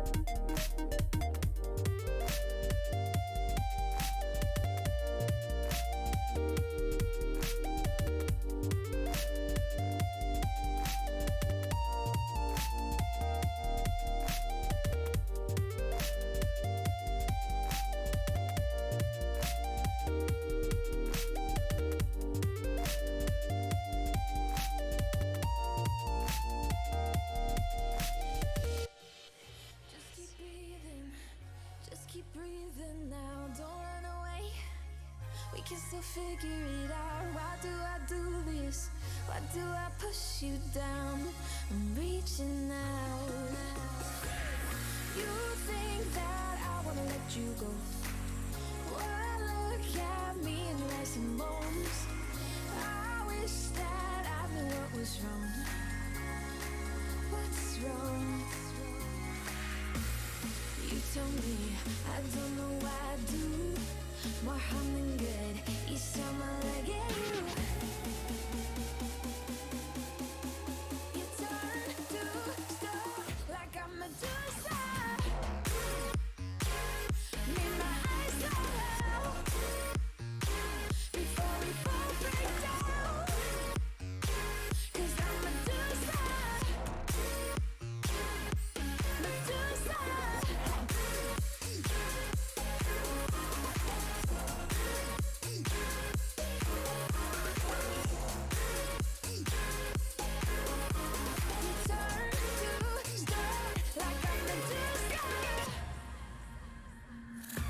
Keep moving, don't wanna meet your eyes, 'cause something's wrong.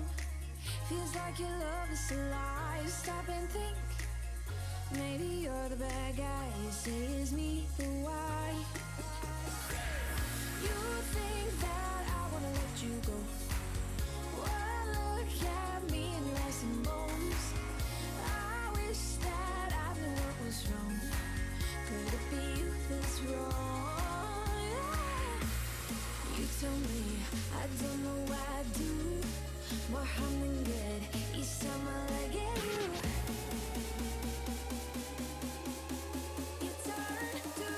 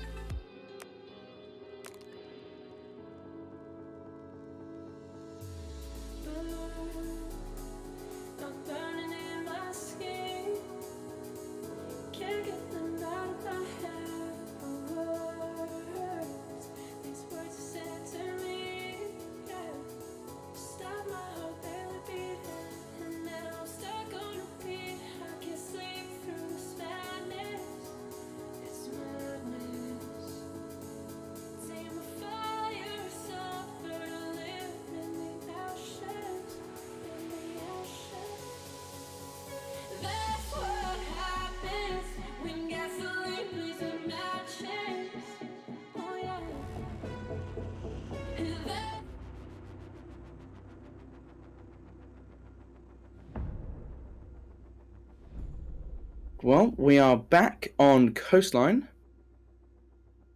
So we'll have to see what Outer Space goes for on their first ban. Haven't seen Coastline in a little while, so nice change of scenery. Ban prediction? Blackbird. Maybe on the maybe ProZ ban Blackbird because I hate Blackbird on this map. I'm not gonna lie. I mean, I just hate Blackbird, but I think Ace is an interesting ban because you often don't see teams running the Hibana, but Ace is really nice on this map. He has the smokes, he has the hard breach with the smokes, it's quite a nice combo, but we'll probably see a Hibana. Oh, I'm wrong. Oh well. Oh, the Spike. Jackal. Interesting. So, another likely ban, I'm gonna say Maestro or Malusi. Because I just think Maestro can be so well used, especially on Kitchen. And obviously Malusi is just quite of an annoyance, but no, it's gonna be a Jaeger! Coming out for Prozium's ban on the defense. I think they're probably gonna bring more Iana and Sledge like we have saw them bring. Of course, grenades can be more prominent now. Quite an interesting ban, however. Interested to see maybe Capital. I think Capital. There's the Maestro you were talking about, first of all. Yeah, there we go. I think Capital is amazing on this map. Yeah, I have to fully agree with you there. But I think if you intend on playing a lot of Jaeger, if you intend on playing a lot of Capital, Jaeger ban's interesting because it kind of forces players into that Wamai if they were gonna run the Jaeger and they still want that denial. And that Wamai catches your arrows and makes them a little bit less effective. So I'm interested to see what their plan is. I think a Jaeger ban's interesting if you just want to get that gun off the board as well as that operator. But yeah, be interesting to see. Force the Wamai, I guess. Some people might not be as comfortable on the Wamai as that Jaeger. But we're going to see Reaver pick it up. Nerf maybe swapping off of that Vigil. Oh, he's going to go onto a Mirror. Love seeing Mirror. It surprises me, but obviously Mirror can be used quite well on this site. I think Mirror's pretty good on the site, especially if you're going for a top floor focus. Yeah. You put one in Kitchen, most likely, where Tesseth is currently reinforcing. And that will help you watch towards Long. And one on Deep Freeze. Interesting. Oh, but no. We're seeing one being placed towards main lobby. And I mean, the one that you were talking about, the one that faces towards service door entrance, I mean, it has been it's been nerfed, really, because obviously since the bomb chassis changed, you can't really, there's no really angles that you can shoot from anymore. So it is... If you open all net to it, you can shoot through to it, but I do like this. This is interesting, going for a bit of a bar hole, trying to slow down. I think a push that is becoming more popular is taking control of those bars and opening up a little bit of the wall into the kitchen, sorry. Getting caught on my words, from the corridor, opening into that, and you can get a plant down on the benches, which is a really nice plant spot, very well protected. You see Jeff, of course, well, he's bringing a book. Of course, it's not a sledge, so you don't get the grenades, but he can open the floors much faster than Sledge can. Yeah, you can open more space more quickly. Yeah. What I will say is that I think this is one map where you can actually get a lot of you can open a lot of space from below as Sledge. And I know some people may not be quite, turned on to this, but the cameras as well, wonderful stuff from Jeff. Very rare gun. No, I've never seen it get used. The cameras is amazing. If you slap a laser sight, okay, well he's dead very quickly to that Goyo. Porg finding the first kill of our second map, and Nerf will join in very quick. The Vector gang catching up and starting off the kills on this map, but you're gonna see quick control of the bars go over to Prozium. Ultimate kill just rushing across, but the concussion mine from Spike fuzzed up his own vision and was able to get ultimate kill out safely. I'm pretty sure he was dead if the concussive blast didn't come out onto BLCZ. Alright, well, yeah, they took control of Sunrise Bar, but of course, look at how spread out these defenders are. the amount of cross angles that they could potentially hold is quite immense. Not to mention the fact that they're already 2 men up. 2 people on the side of ProZ were down, of course, being the Ash and the Book, so your soft breach is, well, almost neglected, but a kill comes in, but the cross angles get used and the refract does get back. And that's fantastic push from Sigma to get that opening kill onto the Almighty. He noticed that no one was covering their back, and he pushed in effectively, but the angles on that refrag were amazingly well played by the defense, and this has put them at a massive 4 versus 2 man advantage. It's also put the attackers, in an uncomfortable position where they're trying to play around courtyard, but there are members of the defense at every possible point they could try and push out. And that's Nerf executing on that positioning fantastically, catching out an ultimate kill. Too many angles for BLCZ to worry about. Diana just trying to check every possible spot, and she's gonna be caught out when she's looking the wrong way, making the best use out of that shield. The slots give ultimate kill the vision that he must kill. And that is fantastic defensive play. I just have to say, it looks like our space have just got a spark of energy out of nowhere. That was one of the best defenses I've ever seen them do. So well played. They worked so well together. The coordination was there. Everything was there. They found the early 2 picks. And even when the frag didn't go their way, they instantly got the refrag. I mean, I think those angles that they played, they have clearly got something special on this map. And they showed it to us there, like those angles that they're playing, the angles they opened up, the way they're playing off of each other, this kind of like tug of war of attention of the attackers is just playing with their minds, and that was a fantastic hold. But now we'll have to see if they can do the same sort of thing, if they can have the same success on a new site. The castle coming back into play, it was banned away on our last map, but they've already used it twice on this one. Yeah, maybe the fact that they haven't banned out a castle again could be an error, of course, because, like you said, we've seen it come out twice, and, well, if it works out once again, then... Well, they actually banned it on Villa. Yeah, that's what I'm saying. It may be an error that they didn't ban it on this map. 10 seconds left before insertion. Managed to catch the drone and jump it inside before it lost connection to the server. Locate and defuse a bomb. An interesting setup coming out. A lot of vertical holes. Opening up all those plant spots, which is going to force the attackers to clear out the defenders below. Looks like we've got a Mute and Vigil in position in each of the bars respectively, as well as a Mozzie trying to hold off a little bit of ground by the kitchen area. Going to try and catch as many drones as possible. Looks like he's already found himself 2. Yeah, I mean, the drone economy is still quite strong on the side of ProZ, so it's not looking like they're at too much of a deficit with their drones at the minute anyway, but the fact that you're giving the Mozzie these drones to be used against you, it's much worse than them just getting taken out. But well, the first pick on this time comes on the side of ProZ as Jeff takes out Reaver. Yeah, that's the cameras coming into effect. As I was going to say before, you slap a laser sight on that thing, and the hipfire is insane. But, you know, hipfire isn't the most reliable thing, but that he's shooting through that bar wall, isn't quite able to find the castle who's hiding out below. Little bit of damage done onto ultimate kill now, but he's still going to be alive and playing. Nerf in a very close position, getting him a little bit of support with that P10 Roni. As well, Tassif as well playing in office to even more trying to fortify the location, and the cross angle's being used again, but well, it doesn't work out this time around. It's all on Nerf. Jeff found Ifluvio, Ifluvio and Jeff each found kills in that exchange, and the injured player, the Sigma down on the floor, wasn't able to be capitalized on, and it's Nerf alone by himself, far away from sight, and this is a closeout round. Yeah, that seems to be, unless he pulls out a miracle out of nowhere. You could do at this point. And the plant's going down as well. I mean, the pings can come in all they want, but he still has 5 players to find. Attackers activating diffuser. And we don't even know if he'll be able to find one at this point. Well, the nitrogen cell gets ripped, but hasn't been thrown yet. It now gets thrown, but I don't think it'll connect with anyone. But oh well, Sigma just got there like a lemon, I guess.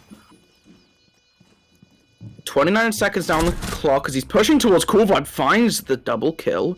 3 more to find. The Claymore's going to prevent some form of obstacle. can't quite get a clear shot on it, but there's a player behind the benches. He pre-fired, but not pre-fired them. Jeff gonna find the final kill of the round. Lovely angle from the bottom of the staircase. We can see him here. Just collect his kill onto Mozzie. Sneak back into courtyard. I'm not gonna lie. Now that I've seen how powerful that gun is, I may actually switch to that gun and book. I've never used it ever. Oh, it's wonderful. It's a fantastic weapon. Definitely helps if you like the longer sight lines. Yeah. But also just killing people with DMRs is satisfying, you know. I think Dokubi's DMR slightly underwhelming, personally. Yeah, I have to agree. I think it's the weakest DMR in the game. It's a little bit underwhelming. The 417 slaps now. Line with a 417 is so fun. But yeah, I mean, something to try. I mean, I also think Glaz's DMR isn't great either. Yeah, I think Glaz suffers a little bit from the smaller magazine as well, is one thing. But yeah, the 417 is just superior. Attackers need to Yeah. locate and defuse as And- many bombs as they can. And obviously I have the black ice, so I've got to rock the double black ice with that and the mag. Alright, so now they're going to the bar sites. Of course, they didn't successfully defend Hooker and Billards. They're not bringing the castle this time round. Instead, they are bringing an Echo.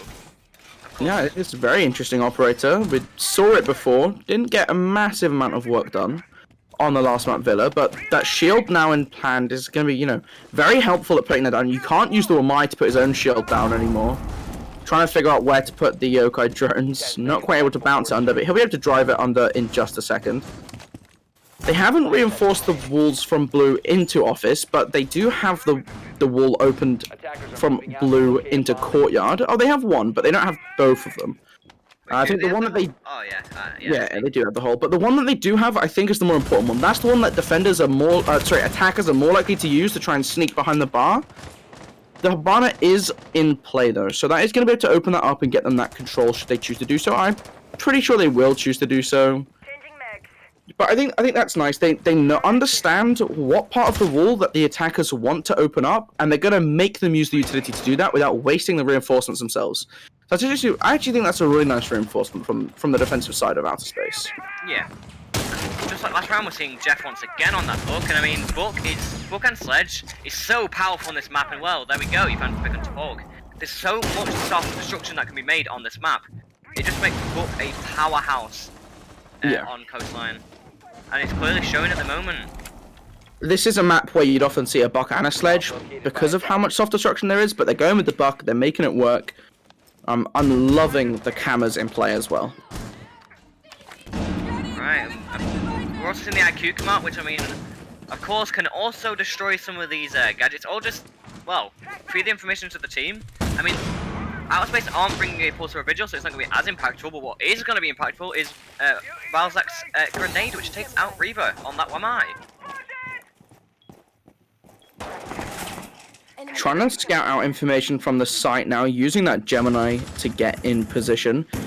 No one actually playing too aggressively inside a bar, but they have that yokai to give them the intel that they might need. Smoke now going to be the one to try and make a play upstairs, getting spotted out by a drone, but iFluvio pushing up very aggressively with the G8 in hand, now going to be taking control of the blue bar site, trying to clear that courtyard area. Playing very close to this Echo, not that either of them seem to be too aware of their location now, finding Nerf instead. Now it's going to be another 1 versus 5 for the defense. Well, and it just falls apart as well. Balzac cleans it up. I mean, I think this kill was quite stolen from Jeff, but oh well. They still managed to pull out the ground. Kill steals aren't a thing. If you couldn't get the kill, you didn't deserve it. That's what I say when I steal kills. Which to be fair is not very often. I should make that known. What about ninja? If you take an ninja, does that count? I think that's fine. Ah. If it depends, right? Like we saw in the other round, Vigil didn't shoot the injured player. If he'd killed his opponent, he might have just taken it, and I think that's fair enough.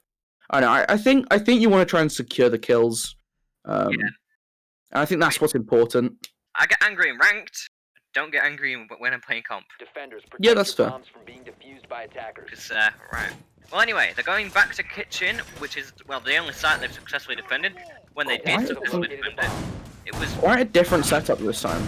Yeah, I mean, they don't have the mirror this time around. And they have a vigil Attackers have instead. discovered the location Yeah. of the bomb. Maybe they just felt that the what am I trying to say here? The mirror windows just weren't that impactful for them. Maybe that's how they felt. No one really pushed through towards office side, so potentially that's what they're just trying to say. You know what? Cut our losses. We'll take the vigil. We'll play that room a little bit more powerfully around the security area. I mean, you saw the power of Nerf with the Vector last time, and so maybe with a gun, if he's a little bit more comfortable, maybe with an operator he's a little bit more comfortable on, do a little bit more damage. But this is an interesting spawn peek he's going for here. The drone throw coming out is gonna. The scanner was on, so it won't fully catch him out, but they'll be aware that that door is open. They'll be aware someone's gonna peek it. They'll be a little bit more careful. It's gonna fall off right back. I mean, Outer Space now are aware where at least some of the attackers are pushing from, because of course you saw the drone come from that side, Yeah. so it may let them know that they're going for a hooker or a sunrise take like they did the last time round. I mean, ProZ's major mistake of the last time they pushed this site was not going above, but here we go. We see Jeff above, taking out Porg on the Goyo. Go falling first twice now. Yeah, that's not looking too great for Outer Space if they're in this early one-man deficit. And well, make it two. Spike takes out ultimate kill. Your castle's gone. And well, the cross angles that they beautifully held on that first round are no longer prominent. They haven't put ping on to Nerf, and they're going to be able to refrag him out, losing Jeff, but taking out Nerf in response. And that's a good push from them to get that refrag secured, keeping man advantage in their favor. They've gone from a 5v3 to a 4 versus 2, and there's nothing wrong with that at all. They're in a very comfortable position with a lot of time left on this round, 1 minute 40 remaining on the clock. So provided that they take this slowly, they plan things out a little bit. Well, my hugging the kitchen cooker, just trying to sneak himself into a more comfortable position as he sees the grenades flying out over his shoulder, hits the shoulder of the Yana, but cannot quite find that final kill, as he's going to be slain by Spike pushing in through that rotate, and it's now Smoke in the 1 versus 4, quickly eliminated by the Yana, who was holding that angle ready for that rotation. And it's a very swift execute from ProZ. They're going to take that round and be very happy with it. Not much to talk about, really. It was just a very well organized push from ProZ, catching out the roamers. Yeah, I mean, 3 of them very quickly. I have to say it was an amazing push. Something I have to point out is iFluvio. On that IQ, he spotted out the Vigil using his scanner to obviously hide from the drones. And then when the pre-fire came in, of course the Vigil managed to find a one pick before he died, but even still, a lot of players don't use IQ for the gadget. iFluvio isn't one of them. He is using the gadget effectively and not just picking it for the G8. Oh yeah, you can see him, he's checking it constantly, just trying to make sure he gives the best information possible to his team. And that is helping them, especially with like tracking down a Vigil. You know, like this is something that people forget. You can scan the Vigil while he's active. And I think IQ is a fantastic operator on this map. Not just because Valkyrie is very common, although it hasn't been brought yet by the defense. They have opted to forego that information gathering tool. But yeah, I think IQ is a fantastic operator with a fantastic weapon. It looks like Nerf is going to be returning back to this mirror now. Yeah, of course, his track record with the Vigil, of course, he managed to find a pick, but, I mean, they won the round where they had the mirror, so, well, they're going to be bringing it again to see if they can rebound and find another round. Of course, there aren't too many rounds left on the split, so, well, they are going to have to try pull out something here. Yeah, they still got 3 rounds left. They could potentially bring this to a 4-3 at the half. Even a 4-3 in favor of ProZ, I think, would be very beneficial to Outer Space. I think they'd be quite satisfied with that result. You know, obviously you always want to be up at the end of a half. That's just competitive nature, but you know, when attacks are slightly favored on this map, and so I think you're happy with a 4-3. Yeah, but my only issue is the fact that it is an attacker favored map, but Outer Space are picking defense, so surely they believe that their defenses are stronger, but it's just really not shown at the minute. And already, Porg, 25 HP, ultimate kill on about half. Yeah, that was from the shots we saw from Jeff shooting down from the middle of the courtyard, and it's a very powerful position, and that he's making it work. But it is going to be really tight for these defenders who are already losing some of their HP. I've missed Nitro Cell already coming out. I'm not quite sure who that was from. Oh, well, there we go. Quick refrag as the Yana finds the castle quickly. Has a teammate refragged, Jeff dying to Porg. So quick 1-2 coming out. But a lovely double from ProZ, BLCZ. Quickly refragged actually by Nerf and then refragged by Sigma. So a couple quick trades coming in, but definitely in favor of the attack. Now on that 3v2 man advantage. Minute 30 still on the clock again. So this is what we're talking about. They're finding these man advantages. Same two players actually left alive, Reva and Seth. Yeah, we see, as again, Sigma open up that window, and you also see iFluvio playing. In-log is just holding the angle to, well, if someone tries to contest the IQ, then well, the Hibana can pick them off, and vice versa. I mean, yes, you do see Tasef has all three smoke bays which he can use effectively. As you see here, the first one gets thrown out. But well, the man advantage and the cross angles that can be held by the side of the attack may pull this round out. And I mean, you do see Reba now rotating to courtyard, takes a hefty chunk of damage.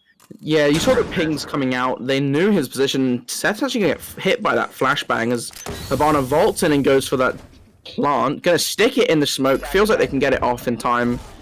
Gonna die for it. Oh, get injured. Yep, there we go. They're gonna die for it. But iFluvio will find Reva, the Wamai, who was left on 1 HP. And they saw where that smoke was thrown from. They're gonna know he's on site. They'll hear him if he goes for this defuse. They're gonna hear that going. Spike gonna push up. It is a bait, trying to catch someone out on and off angle. But iFluvio holding a wonderful spot. Knows his location on the bomb. That's a lot of damage as he gets tagged up just a little. There we go, the main tag coming in from iFluvio there, the pistol in hand, gonna do the job, close out the round. 4 in a row for Prozium now. And it just, the amount of quick peeks that you saw both attackers doing, just wasting the smoke's time, because of course you need 7 seconds to defuse. And it was just too much pressure for him, and he just crumbled underneath it all. And well, there's only 2 rounds left in this half, so they're gonna have to win both these rounds if they wanna somehow be able to pull it back. I mean, obviously you can pull it back even in a deficit such as 6-1, but you want to be in the best position for when the half does switch. And now they're going to attempt Hooker and Builds again. Of course, they've only successfully defended Kitchen once and failed it twice. Yeah, I think they can pull this out. They've seen what they've done wrong before. Hopefully they can correct a couple mistakes, pull some stuff together, get a nice solid attempt at it. What is going on? I don't understand this. But here we're seeing the Valkyrie swap. They've been running IQ every round, so I don't think these cams are going to be too much of a problem for Prozium to deal with. Especially as we've already discussed that iFluvio actually knows how to use his gadget.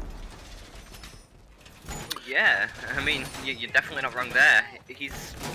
Honestly, in this entire tournament, I'd say he's probably the best IQ player I've seen actually using his gadget effectively, because obviously on most teams where you've seen people play IQ, they rarely use that scanner, and they, like I said, they've just picked it for the G8.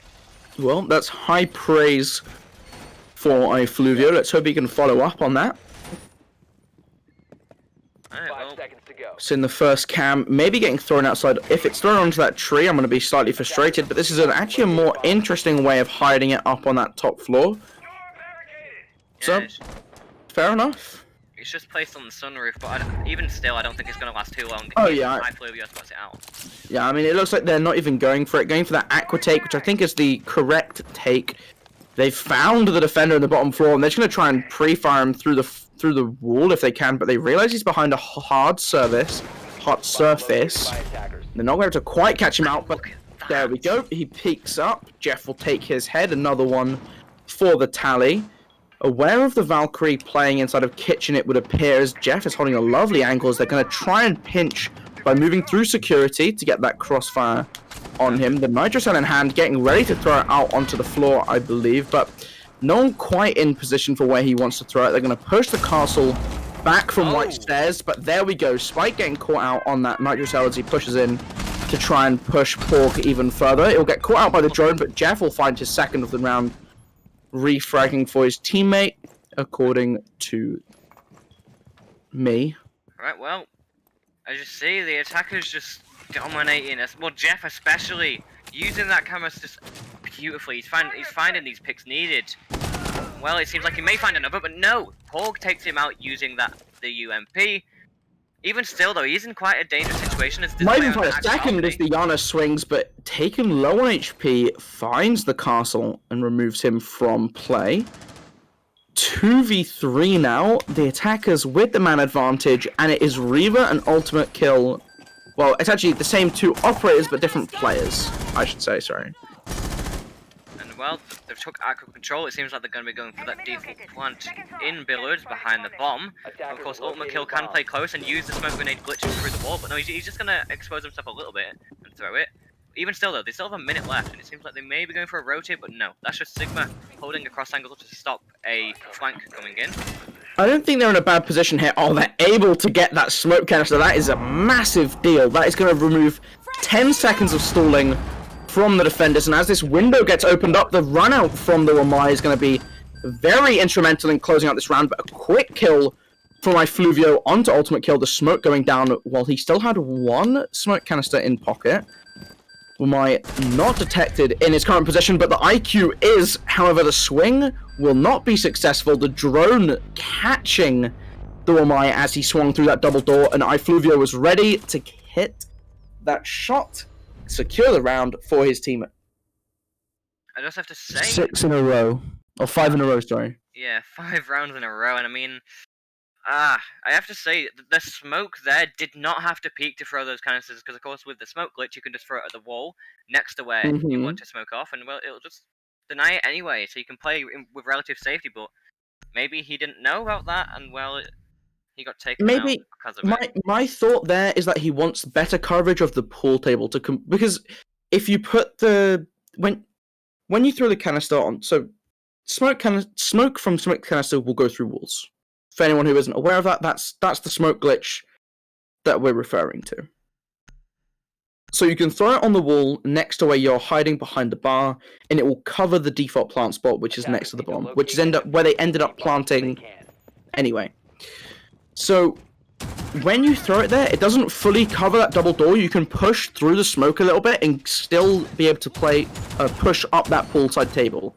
So my assumption is that he's trying to swing to get that larger coverage of the main site, and that's why I assume he's trying to swing it a bit more.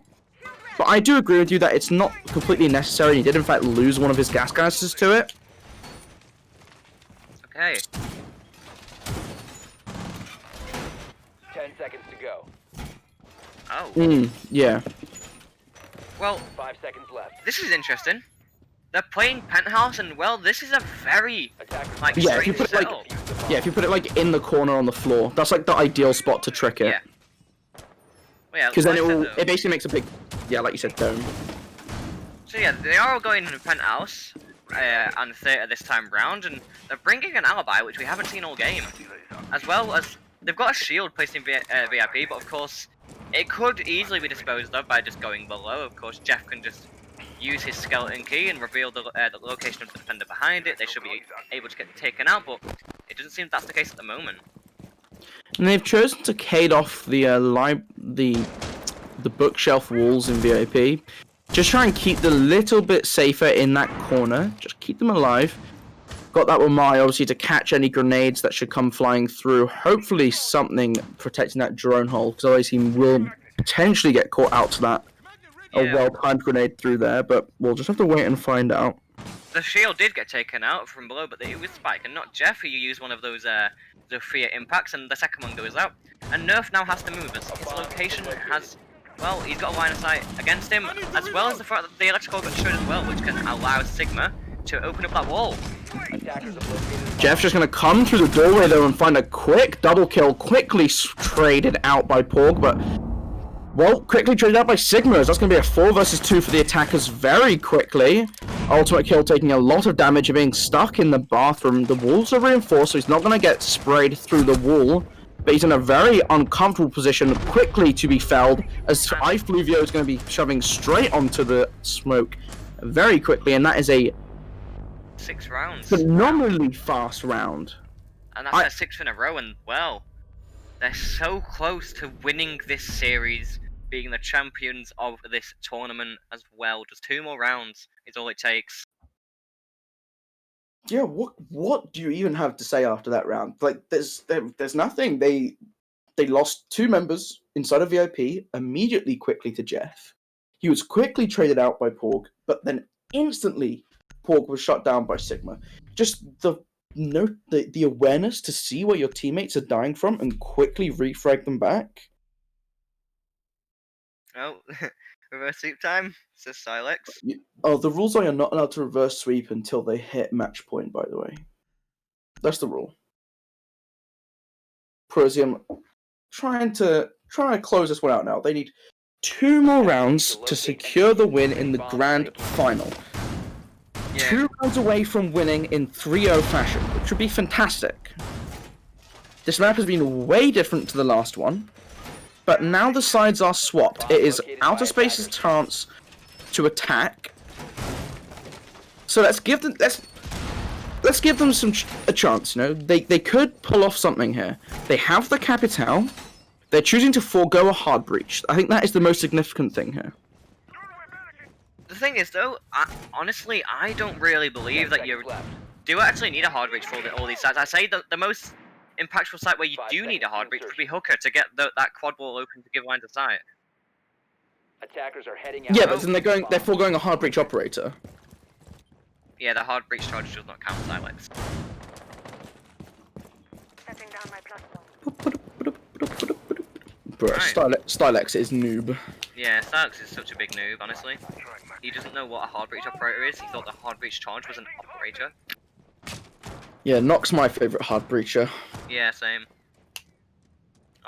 Oof.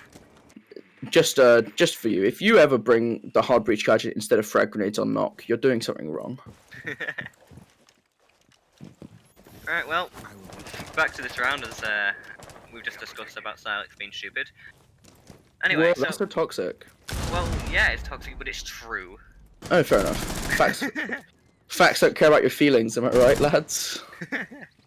Right, yeah, so we do see Outer Space going for the west side. They're taking Hooker and Village, and you already see Porg on the Capitale taking quick control of luggage. And, well, Ifluvio's shield's been disposed of. Of course, there is Jeff just playing quite close. Right next to the Capitale, he finds one, the refrag doesn't come in, and he finds a second! Oh no! The 180 onto Porg as he tried to rush up for that refrag was fantastic, and the presence on Cool Vibe is going to be given to the defenders as that Melusi Banshee is going to start wobbing. Jeff misses the drone, but is aware of the defenders, and Buck is opening up this wall, trying to push him out, but he's able to safely escape into Fame, and the swing comes at the perfect time to catch off. Jeff doing a fantastic job at staying alive and causing a lot of problems for this attack. Oh, Finds the Buck, swings onto Reaver. Can he catch Reaver? Reaver pushing through the door very slowly. He does! He's slow walking through the door. Jeff on a 4K. Can he get the Penta? The last member alive. So Seth is trying to push him aggressively. The Nitro Cell's going to go off, but Zofia does not even react to the Nitro Cell, which was set off as a bait. But he will not react anyway. Too laser focused on catching out Jeff. The ping comes in, nearly accurate. Quick question. Is that the esports skin?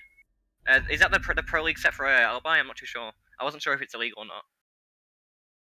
I actually am not sure. I'm assuming it is, but I didn't see it.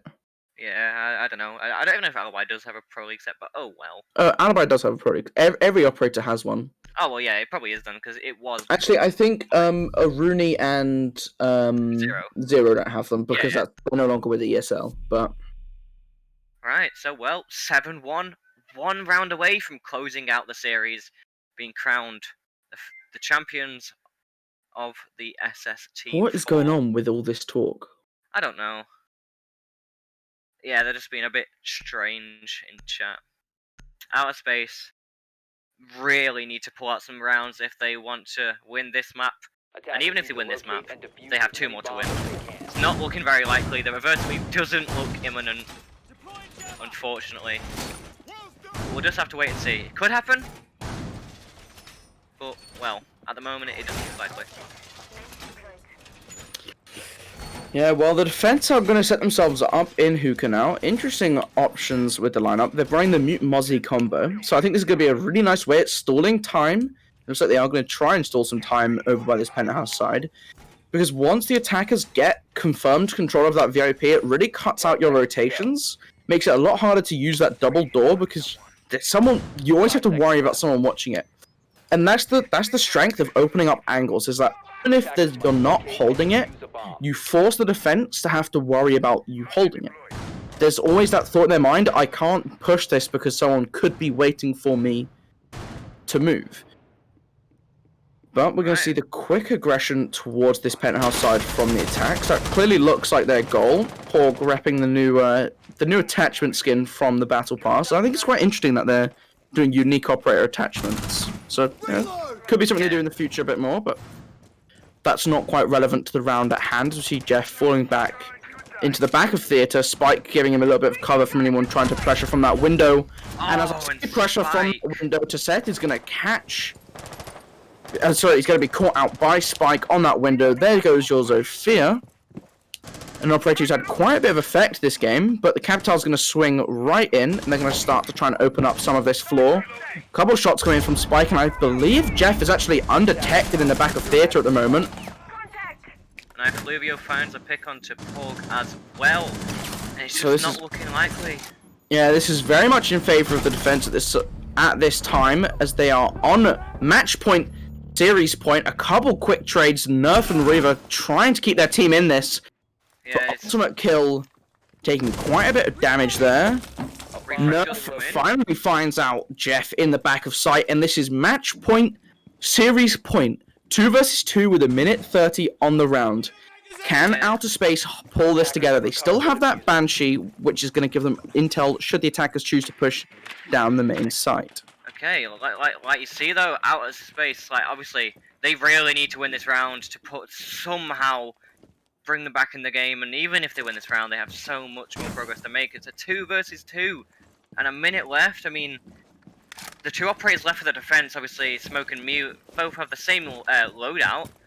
So I mean, the attackers have the better guns, but it depends. The Mute Jammers, Mute Jammers, they're starting to slow down this droning as they have 50 seconds on the clock, so there's still enough time for them to put something together, but both players are going to make their way towards Aqua, trying to remove any utility before they make their push. Removing those Banshees, the first smoke canister is going to come out 10 seconds per canister. The first one coming out at 41 seconds means there'll still be a little bit of a time gap no matter what.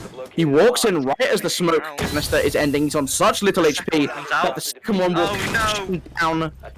Nerf finding the triple kill in the round as he's going to get the kill onto iFluvio in a 1 versus 1 with Sigma. 20 seconds on the clock. One smoke canister still in hand. He doesn't... Seems like he wants to take the gunfight instead, but obviously Sigma is quite far off. He's going to use the down. The smoke canister's going out into the middle of nowhere. That's a terrible canister, and the plant is going to get down. Sigma pushing up quite aggressively now as Nerf takes position up inside of luggage.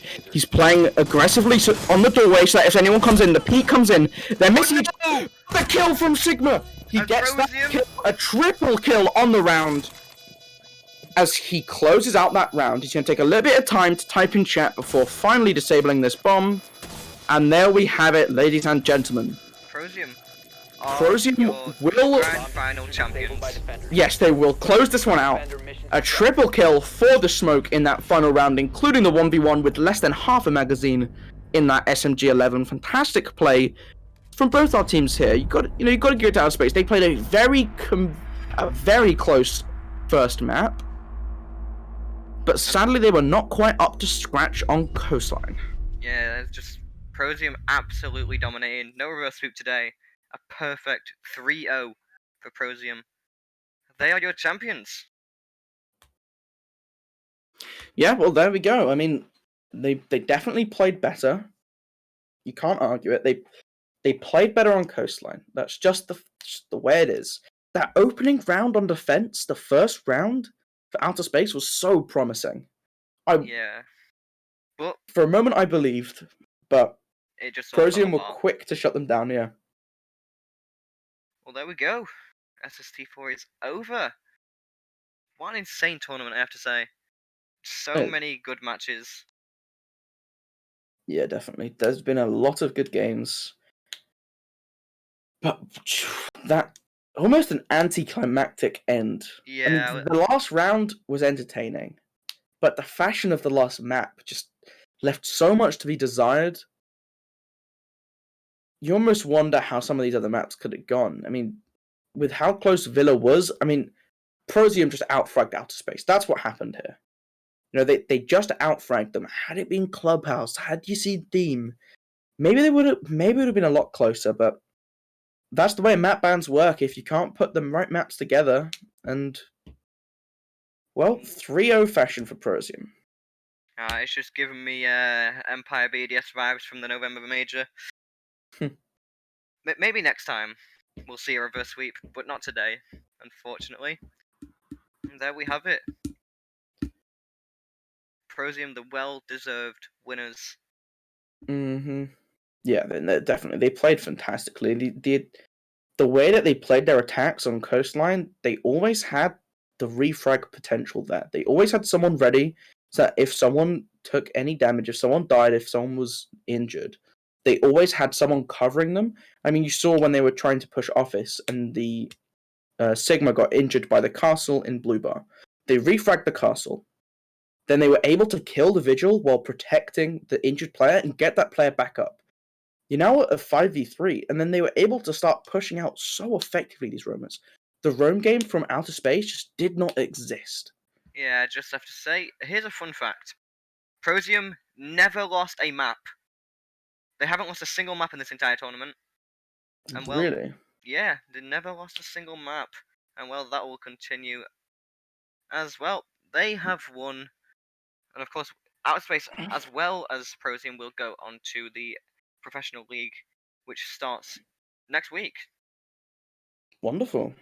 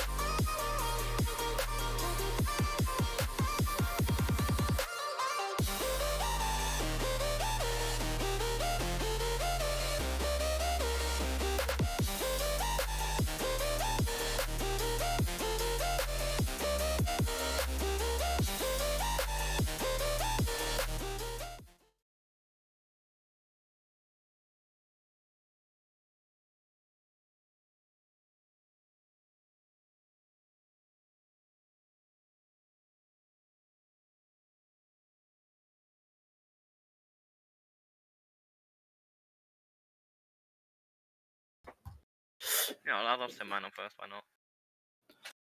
Da-da-da-da. There we go. There we go. Hello, Hello. ladies and gentlemen. Oh shit!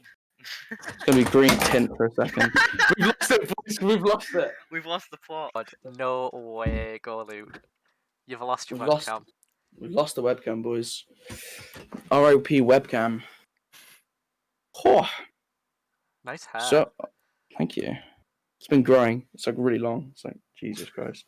Anyway, side note, but welcome back. I hope you enjoyed the game. We're joined by Spike. Some fantastic plays in the series we just witnessed. So first of all, first thoughts on the series now it's over? I mean, interesting. It was harder than we thought. That's for sure. They played well. We did what we could. But yeah, it should have been that close on Villa. But they came in prepared. There were a lot of target bans. So, I mean, we did have alt strats, but we didn't practice them enough since we're playing with a sub. Cold Cobra wasn't able to play, so we're playing with Fluvia, which Oh. has not played with us a lot. But I feel like we still did our job properly, and we still won, which is what is important to us. Yeah. So was the ban of the castle very impactful? I mean, it did kind of screw us, and like we had two strats that were really working in our favor with Castle, but we had old strats that we ran. So I wouldn't say it was that impactful, but it was definitely it kind of shortened our strat book. It's not that developed yet, so I just have to say, I mean, the first round of Coastline Outer Space seemed so good, but then you just crushed them every other round. I mean, the amount of I think 9 times out of 10 your team was always getting that early entry pick, and it just proves that in this series you are by far the better team. on Coastline the first round we were kind of confused as what we wanted to do. The execution wasn't really there. The execution kind of fumbled over itself. We wanted to go for a kitchen window plant, but we kind of ran into kitchen and it kind of ruined us. And Mira getting two early picks didn't help either. We lost our soft breach. I had to go upstairs and do soft breach with Sophia, which I didn't really want to do or had to do at first. But since we lost our buck, I had to go up and lost a lot of time and didn't get a lot from it. So after that, we figured out what our mistake was. We talked about it.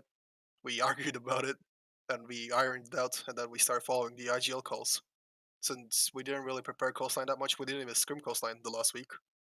Oh, So yeah, I mean, you said Ifluvia wasn't he was a sub, he's a sub for a month. but like he was the person on IQ, wasn't he?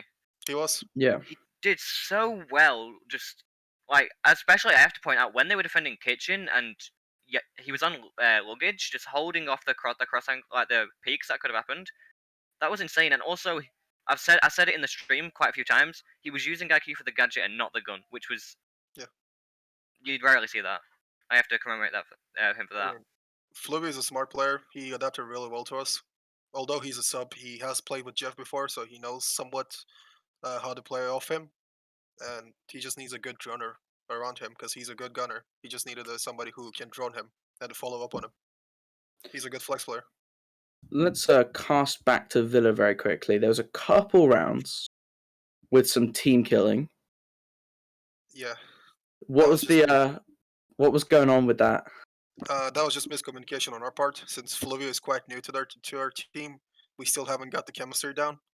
So he sometimes goes for swings that he shouldn't, or somebody goes for a swing that Fluvia should go for. It's just a miscommunication. Us not talking to each other a lot. Us not telling each other what we should be. What are we doing? What are we holding? What are we gonna swing? It's us just not talking to each other. As I said, it's miscommunication, and it shouldn't happen, but it still happens since we don't really have that much practice with each other.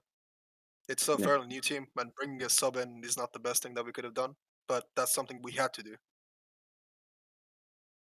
Yeah, that makes sense. It sounds like a understandable cause, especially considering it was on the top of main stairs where you are looking to swing down deep onto 90. What do you think the biggest takeaway from your map on Villa was? Like when you say that it wasn't as easy as you thought it would be. So did that change your approach to the next map? Did that affect anything, or were you still going in with the same momentum after you won the first map? You won that not securely, but you had a couple nice rounds in there where you won convincingly by the end. On Villa, we knew that we had the better gunners or like better guns. We knew that we could just basically shoot better, and Coastline is very dependent on the gunfights. Especially us starting attack was a huge favor in our us, because Coastline is pretty much attack based in my opinion, or attacker sided, and Coastline is pretty much a ranked map in my opinion. If you shoot better, you're gonna win. It's a pretty default map. There is not much you can do. There's not much. There's not many strats that you can pull off.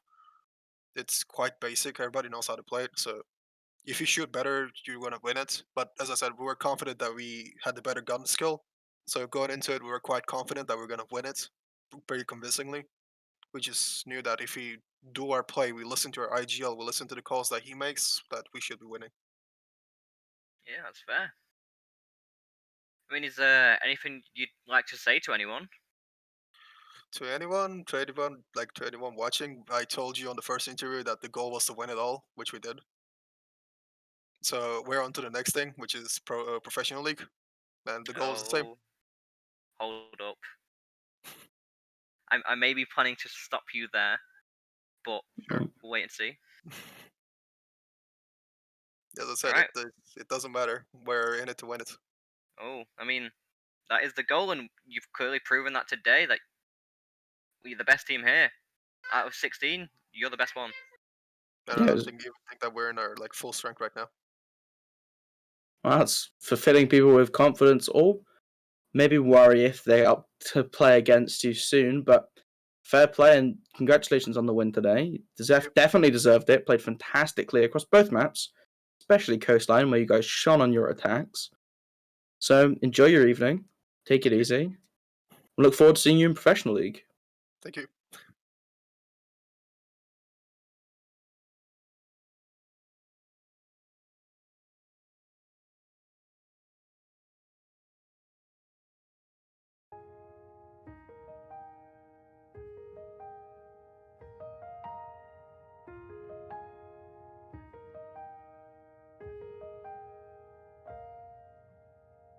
I remember when I saw you at the end of that night. I was looking for some trouble, you were looking alright. Every time you said a word, I was staring at your lips.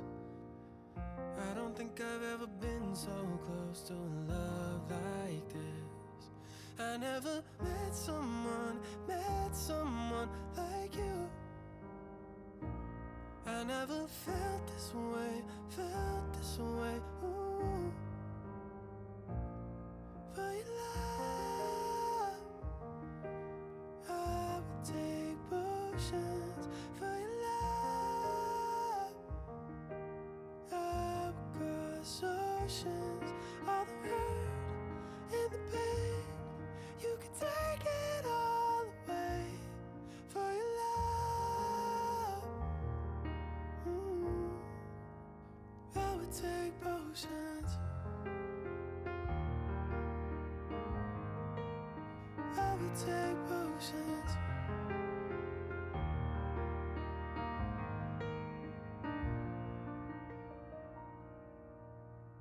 Sipping on a little something, I've been sipping too much.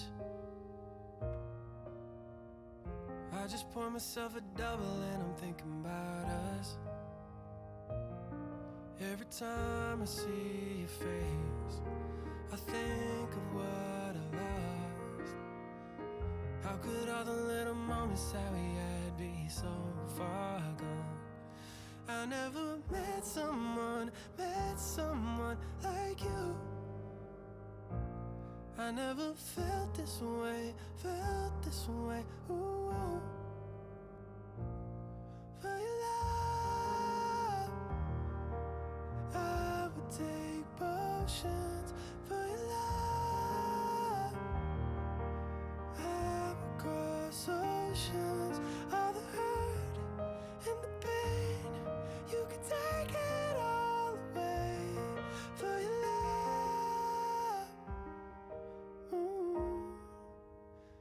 take potions.